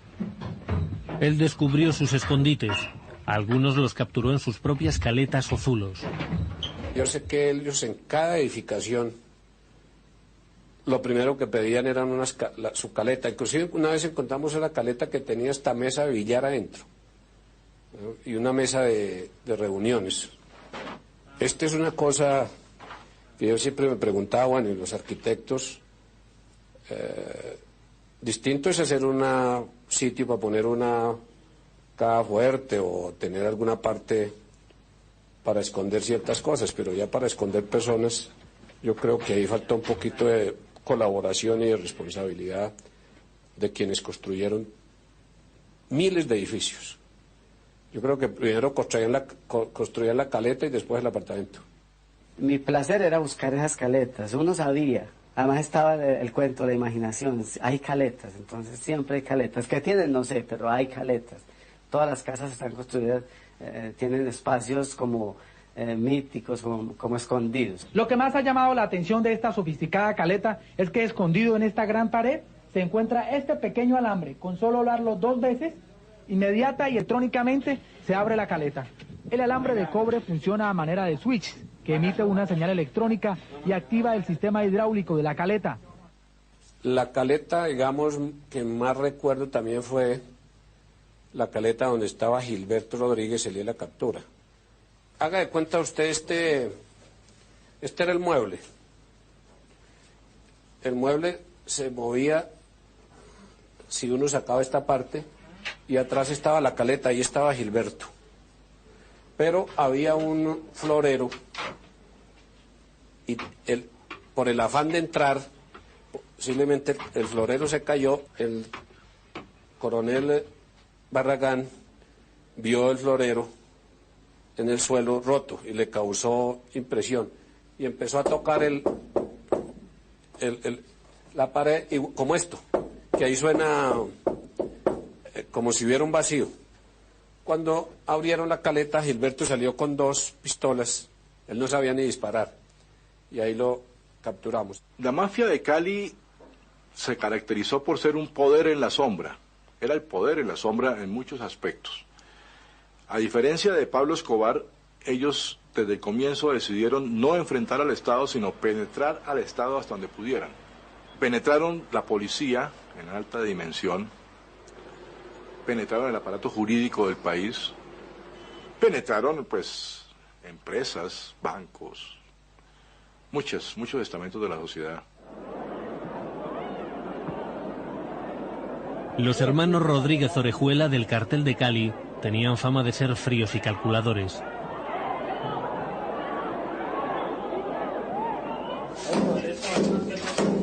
Tras construir la casa y sus escondrijos, solían eliminar cualquier vestigio. Muchos arquitectos lo hicieron y de pronto no preguntaban mucho para quién era, para no incomodarse, no sentirse mal. O si preguntaba mucho para qué o lo que sea, después lo consideraban hombre de poca confianza y eventualmente o generalmente esa persona, después de entregar su trabajo, aparecía muerta. Vivían en constante paranoia y construían mansiones con una o varias salidas de emergencia. Se habló de un túnel siempre, ¿no? Incluso cuando llegó el ejército, cuando detuvo el ejército estuvo buscando, fue el túnel. Todo el tiempo estuvo, ¿y dónde es la entrada al túnel? ¿Y dónde es la entrada al túnel? No sé qué. La casa concretamente estaba rodeada por unos muros de tapia, ¿no? El mito era que toda esa tierra la habían apelmazado del túnel famoso que habían sacado. También tenían escondites para guardar dinero. En los años 70 y principios de los 80 desconfiaban de los bancos y preferían enterrar los billetes bajo tierra. Lo hizo más que ningún otro Gonzalo Rodríguez Gacha, el mexicano. Por lo menos por lo que supe, es que él no hacía caletas para esconderse de él, sino para esconder los dólares. Y a mí muchas veces los informantes llegaban a decir, yo sé dónde hay una caneca con dólares. Le digo, pero si me da la mitad, no estoy interesado en los dólares, sino en el individuo. Rodríguez Gacha es una leyenda en Colombia. En su pueblo natal, Pacho, tenía varias haciendas. Tras el anuncio de su muerte, todas fueron saqueadas. Buscaban los escondites donde suponían que ocultaba su fortuna. Aseguran que uno de sus zulos, próximo al río, reventó meses después de su fallecimiento. El río creció, socavó el sitio donde estaban guardadas esas canecas con dólares. Y por supuesto fue la danza de los dólares, la pesca milagrosa, como muchos la llaman, en donde la gente inmediatamente peló vestido y como estaba en paños menores o en chingue o como fuera, se metió a recoger. Además, tengo entendido que duró como 8 días. Porque muchos dólares de esos quedaron engarzados en ramas, en troncos que después la creciente depositó en las orillas. Los narcotraficantes llegaron a crear sus propios escondites en edificios del Estado. Esta caleta fue encontrada por las autoridades en uno de los closets de las habitaciones que Pablo Escobar Gaviria tenía dentro de la catedral. Las autoridades presumen que aquí se guardaron armas por mucho tiempo. Pablo Escobar vivió recluido durante un año en esta cárcel, la Catedral, construida por él mismo tras pactar su entrega con el gobierno. La diseñó, por supuesto, plagada de escondites, falsas paredes y túneles para escapar. Como él diseñó la cárcel, unas para hacer torturas, porque él torturaba allá, otras, en caso de un bombardeo, poderse esconder, y otras de poderse evadir. Mire que él se voló de allá prácticamente de caleta en caleta hasta que salió de la zona de la cárcel. Escobar huyó de la cárcel. Le atraparon en diciembre del año 93 después de una persecución larga e intensa. Fue el principio del fin de los grandes capos de la droga. Un producto que un kilo vale en uno de los puertos colombianos $2.000 y en uno de los puertos de la Florida en Estados Unidos vale $25.000, pues habrá toda una serie de ejércitos de reserva listos para suplirlos, para sucederlos, para satisfacer esa monstruosa presión de esa demanda. Y si mañana, por alguna razón, se erradicara de Colombia el cultivo de marihuana, de hoja de coca, de amapola, que funciona el Plan Colombia, pues eso automáticamente se traslada a Bolivia, a Perú, a Brasil, al África. Es el negocio ilegal más grande del mundo. Y sus niveles de rentabilidad son tan grandes precisamente porque es ilegal.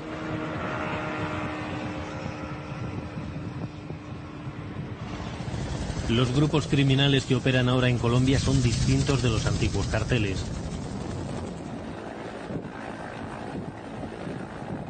Los narcos hoy son invisibles. Se organizan en pequeños grupos y controlan de forma impecable la ingeniería financiera. Siguen exportando coca y heroína a través de todas las fronteras. Se traen de muchas formas. Vamos a empezar por los carrotanques. Se le hace doble fondo. Se le hace una donde va la gasolina legal y debajo va una caleta. Ahí se pueden traer de 60, 70, 80 hasta 130, máximo le hemos metido 130 kilos. Distraen a los retenes del ejército con falsa información. Se manda un carro para ahí con 50 kilos y en el otro carro van 200, 300 kilos. ¿Qué pasa? Que ese informante, manda uno el informante que le diga al primer retén: no, hermano, viene un carro tal, de tal color, viene con merca, trae por ahí 50, 100 kilos. Entonces, ¿qué pasa? Que la policía o el ejército están esperando ese carro. Apenas llega el carro, pasa la caleta, porque ellos están pendientes de ese carro, no están pendientes de más, sino del informante del carro. El que se manda con la caleta se va en gancho ciego, pero no se sabe que se va a coger, sino ya cuando lo cogieron ya se da cuenta. Entonces ahí pasa el camión o pasa el carro tanque o pasa las Mitsubishis o las Toyotas con toda la mercancía, que es la pesada. Se pierden 50, pero se ganan los 300, los 400 kilos que se suben. ¿Es primera vez que viajas? ¿A dónde viajas? España. ¿Cuánto dinero viajas? ¿Cómo? ¿Cuánto dinero viajas? $100. Sí, dólares o de otro país. 1100. Voy para donde mi hermana. 1100. Voy para donde mi hermana. ¿De dónde es usted? De Pereira. Ya le voy a dar. ¿Ella qué es? ¿Sobrino suyo? ¿Es niño o niña? ¿Ah, su hijo? ¿Y la mamá dónde está? En Cali. ¿Por qué no viaja con la mamá? ¿Cómo? ¿Por qué no viaja con la mamá el niño? Porque yo voy para donde mi hermana. ¿Y usted en qué trabaja? Yo trabajo la pintura, yo soy pintor. ¿Qué es? ¿Pintor? Sí. ¿Pero pintura de cuál? ¿Pintura de brocha o pintura de...? Sí, o sea, lo que es... ¿Cómo se dice? Moldura.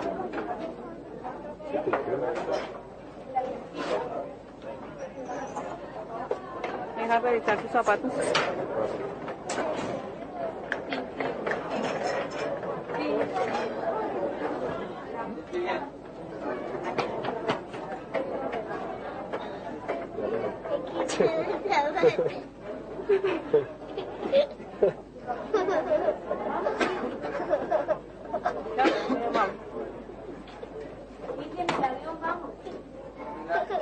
¿Cuánto gana mensual? Depende del contrato.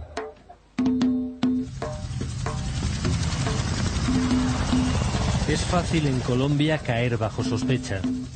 Esta es una generación atrapada en la extensa y tupida red del narcotráfico. Se inicia con el cultivo de la hoja de coca. Seca y mezclada con otros elementos, termina deshecha en polvo blanco.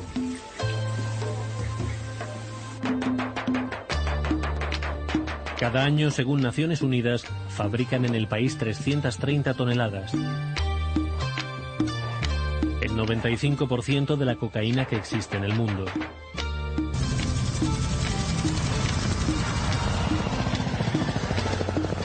El narcotráfico arrasa el país desde hace 3 décadas. El ejército y la policía lo combaten en todos sus frentes, en una lucha que cuesta a los colombianos el 10% de su presupuesto nacional.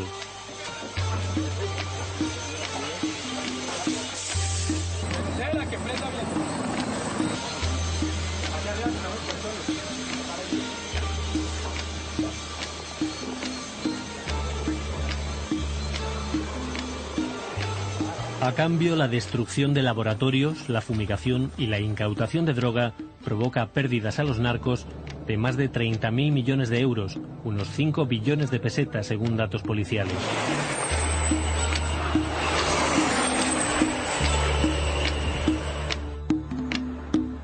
La Policía Nacional ha logrado la erradicación de cultivos ilícitos más o menos en 110.000 hectáreas.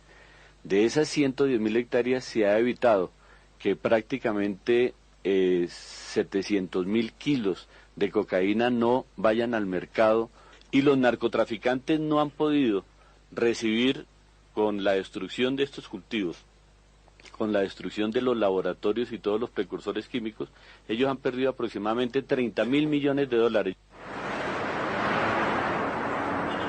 Los narcotraficantes han desarrollado una gran habilidad para crear rutas y escondites.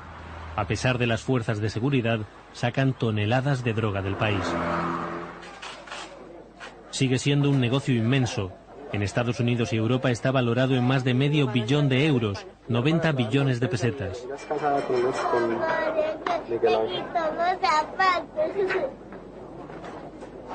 Solo un 1% de esta cantidad se queda en el país. Siga ya, mira, ya lo revisan, el cuerpo, y después se sienta y ahorita le devuelvo su pasaporte. John Ney es sospechoso. Sus respuestas han sido tímidas y se ha mostrado inseguro. Permítame. La funcionaria decide que podría ocultar algo y le retira el pasaporte. El pasaporte me lo tiran. Su vuelo despega a las 5, 3 horas más tarde. Empieza para él una espera inquietante.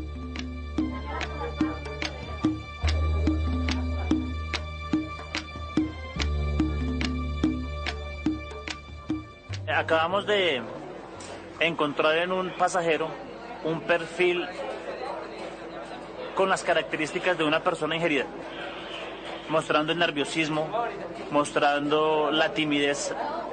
¿Cuál es el procedimiento? Lo sacamos después del cuestionario que se le hizo y se llevó al centro médico para llevar a cabo la radiografía, la radiografía de abdomen. La policía detiene en el aeropuerto de El Dorado un promedio de 6 correos humanos cada semana. Los exhiben como si fueran trofeos y los graban con la mercancía requisada. Una forma extrema, aunque habitual, de pasar la droga es ingiriendo pequeñas cápsulas que contienen entre 10 y 20 gramos de coca o heroína. Están envueltas en dedos de guantes de goma. Una radiografía de una persona que presentó el perfil de ingerida, en donde podemos notar en su aparato digestivo las pequeñas cápsulas. Por lo menos aquí este joven llevaba aproximadamente unas 85 cápsulas dentro de su aparato digestivo. 85 cápsulas pesan 1 kilo. Cárdenas recuerda bien a la última persona que murió en el intento. una señora de aproximadamente unos 33 años que no aguantó la presión de ver tantos policías en el aeropuerto. Pero al llegar al filtro, pues se encontró con una barrera de casi 40 policías que hay ahí, inspeccionando a la gente. No aguantó la presión psicológica y se nos desmayó de inmediato. Presentaba unos síntomas de vómito, escalofríos. La llevamos al hospital, nos dijeron que estaba ingerida con cápsulas de cocaína y que por esa presión y por esa angustia que sufrió, su organismo segregó más ácidos y le hizo estallar una cápsula de estas, fomentándole la muerte instantáneamente. Estas son cápsulas, por ejemplo, de heroína. Son cápsulas que pesan 10 gramos. Con una cápsula que se le reviente a la persona ya muere por intoxicación. Por ejemplo, en el caso de cocaína, por intoxicación con cocaína, o sea que va a morir por falla cardíaca, falla respiratoria. Y en el caso de heroína, pues la muerte es mucho más rápida, ¿no?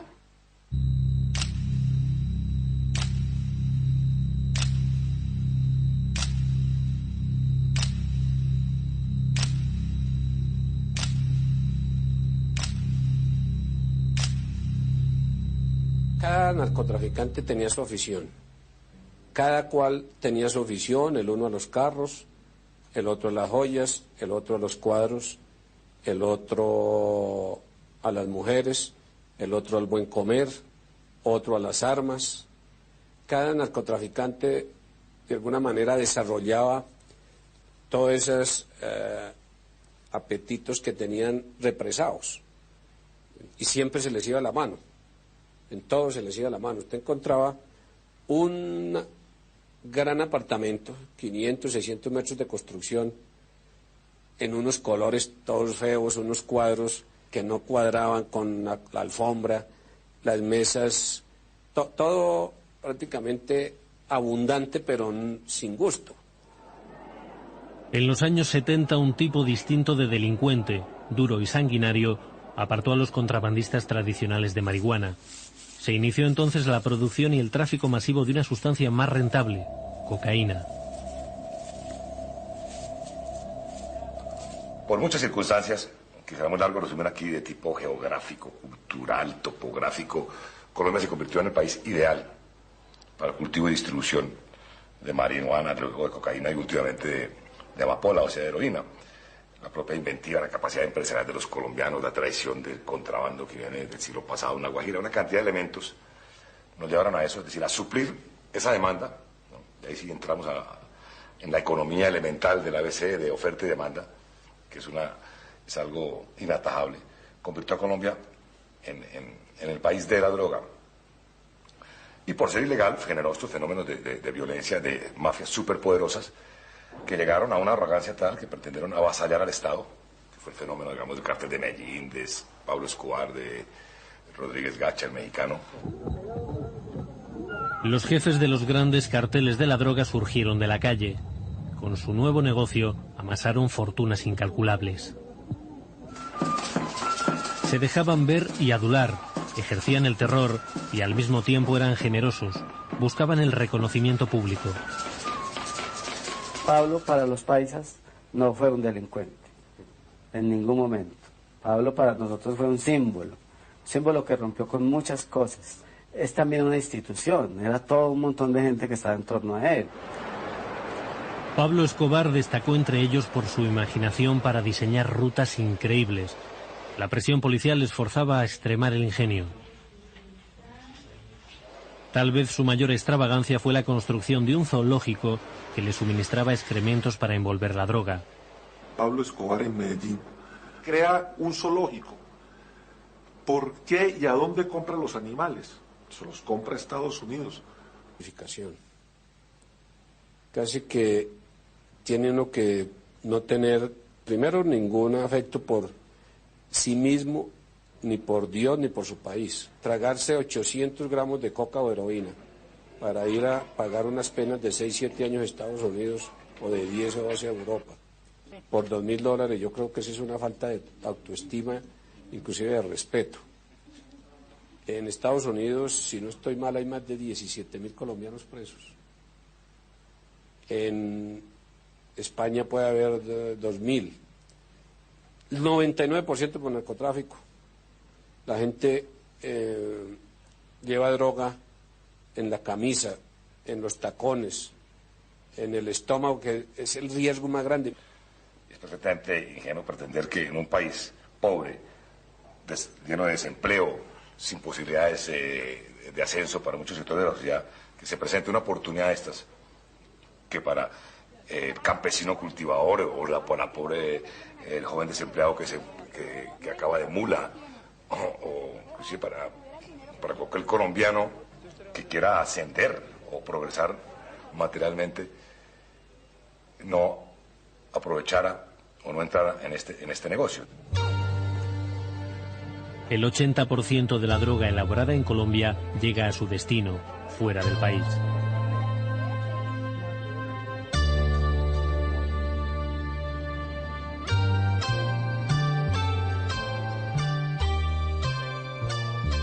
Los casos sospechosos, como John Ney, son conducidos hasta una población a 25 minutos del aeropuerto para someterse a un escáner de rayos X.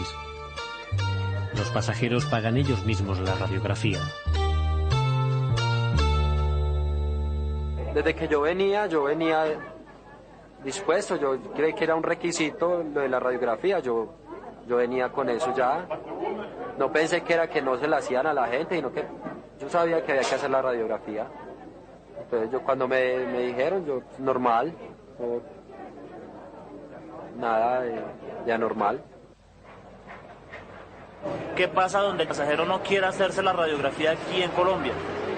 Simplemente nosotros como autoridad no nos ponemos a pelear con la persona, le decimos a la persona que ha presentado características de un perfil de correo humano y que cuando llegue a su lugar de destino van a estar prealertadas las unidades de control y que lo que no se le hizo aquí en Colombia se le va a hacer en el extranjero. Entonces pues ya la persona depende si nos colabora a nosotros o le colabora a los extranjeros. John Ney no ocultaba nada en su estómago. Podemos notar aquí en la radiografía donde en su organismo, su parte digestiva, no encontramos ningún elemento. Tras el interrogatorio, el registro, la radiografía y el pago de la prueba, el equivalente a 2 días de su trabajo, se dispone por fin a salir del país.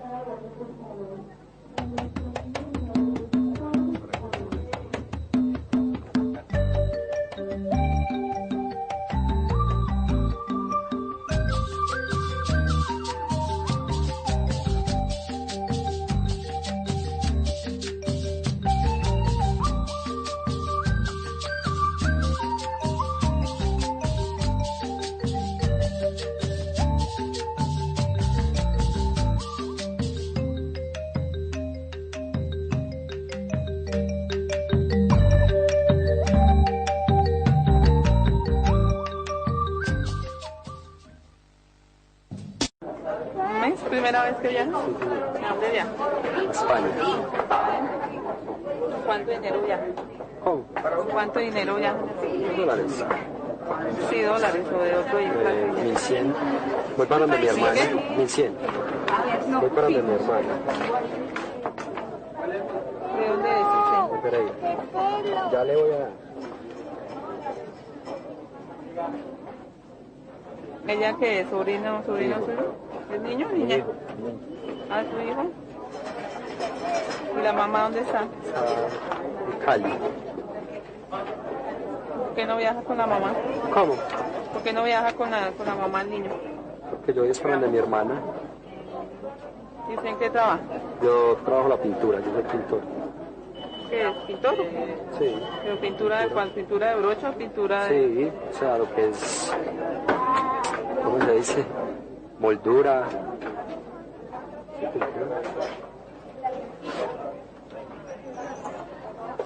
Deja revisar sus zapatos.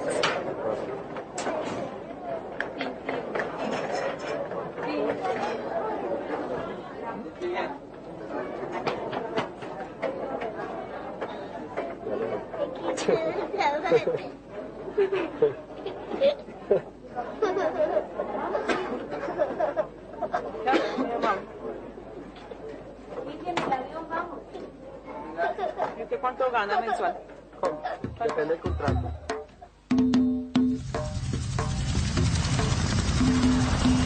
Es fácil en Colombia caer bajo sospecha. Esta es una generación atrapada en la extensa y tupida red del narcotráfico. Se inicia con el cultivo de la hoja de coca. Seca y mezclada con otros elementos, termina deshecha en polvo blanco.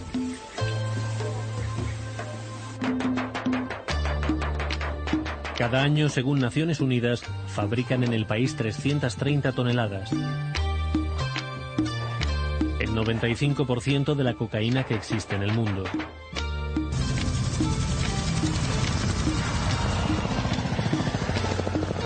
El narcotráfico arrasa el país desde hace 3 décadas. El ejército y la policía lo combaten en todos sus frentes, en una lucha que cuesta a los colombianos el 10% de su presupuesto nacional.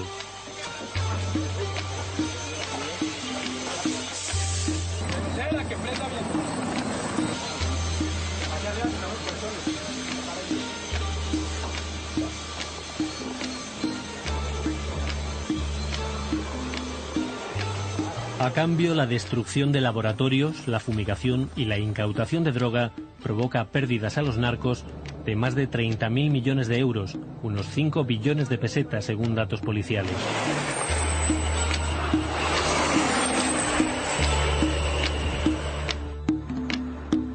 La Policía Nacional ha logrado la erradicación de cultivos ilícitos más o menos en 110.000 hectáreas. De esas 110.000 hectáreas se ha evitado que prácticamente 700.000 kilos de cocaína no vayan al mercado y los narcotraficantes no han podido recibir, con la destrucción de estos cultivos, con la destrucción de los laboratorios y todos los precursores químicos, ellos han perdido aproximadamente 30.000 millones de dólares. Los narcotraficantes han desarrollado una gran habilidad para crear rutas y escondites. A pesar de las fuerzas de seguridad, sacan toneladas de droga del país. Sigue siendo un negocio inmenso. En Estados Unidos y Europa está valorado en más de $500 millón de euros, 90 billones de pesetas.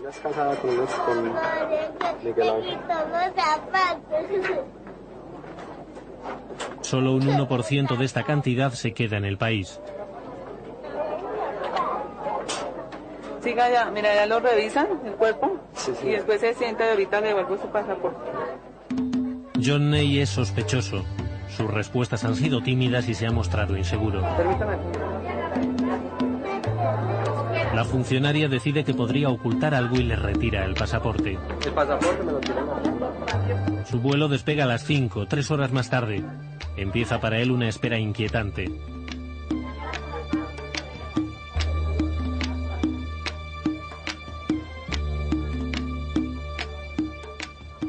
Acabamos de encontrar en un pasajero un perfil con las características de una persona ingerida, mostrando el nerviosismo, mostrando la timidez. ¿Cuál es el procedimiento?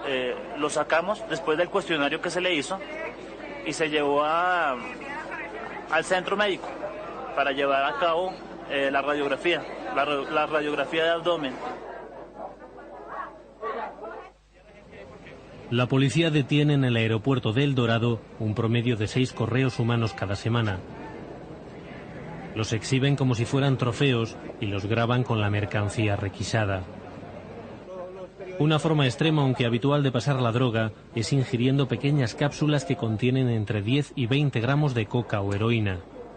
Están envueltas en dedos de guantes de goma. Una radiografía de una persona que presentó el perfil de ingerida, en donde podemos notar en su aparato digestivo las pequeñas cápsulas. Por lo menos aquí este joven llevaba aproximadamente unas 85 cápsulas dentro de su aparato digestivo. 85 cápsulas pesan 1 kilo. Cárdenas recuerda bien a la última persona que murió en el intento. Una señora de aproximadamente unos 33 años que no aguantó la presión de ver tantos policías en el aeropuerto. Pero al llegar al filtro, pues se encontró con una barrera de casi 40 policías que hay ahí, inspeccionando a la gente. No aguantó la presión psicológica y se nos desmayó de inmediato. Presentaba unos síntomas de vómito, escalofríos. La llevamos al hospital, nos dijeron que estaba ingerida con cápsulas de cocaína y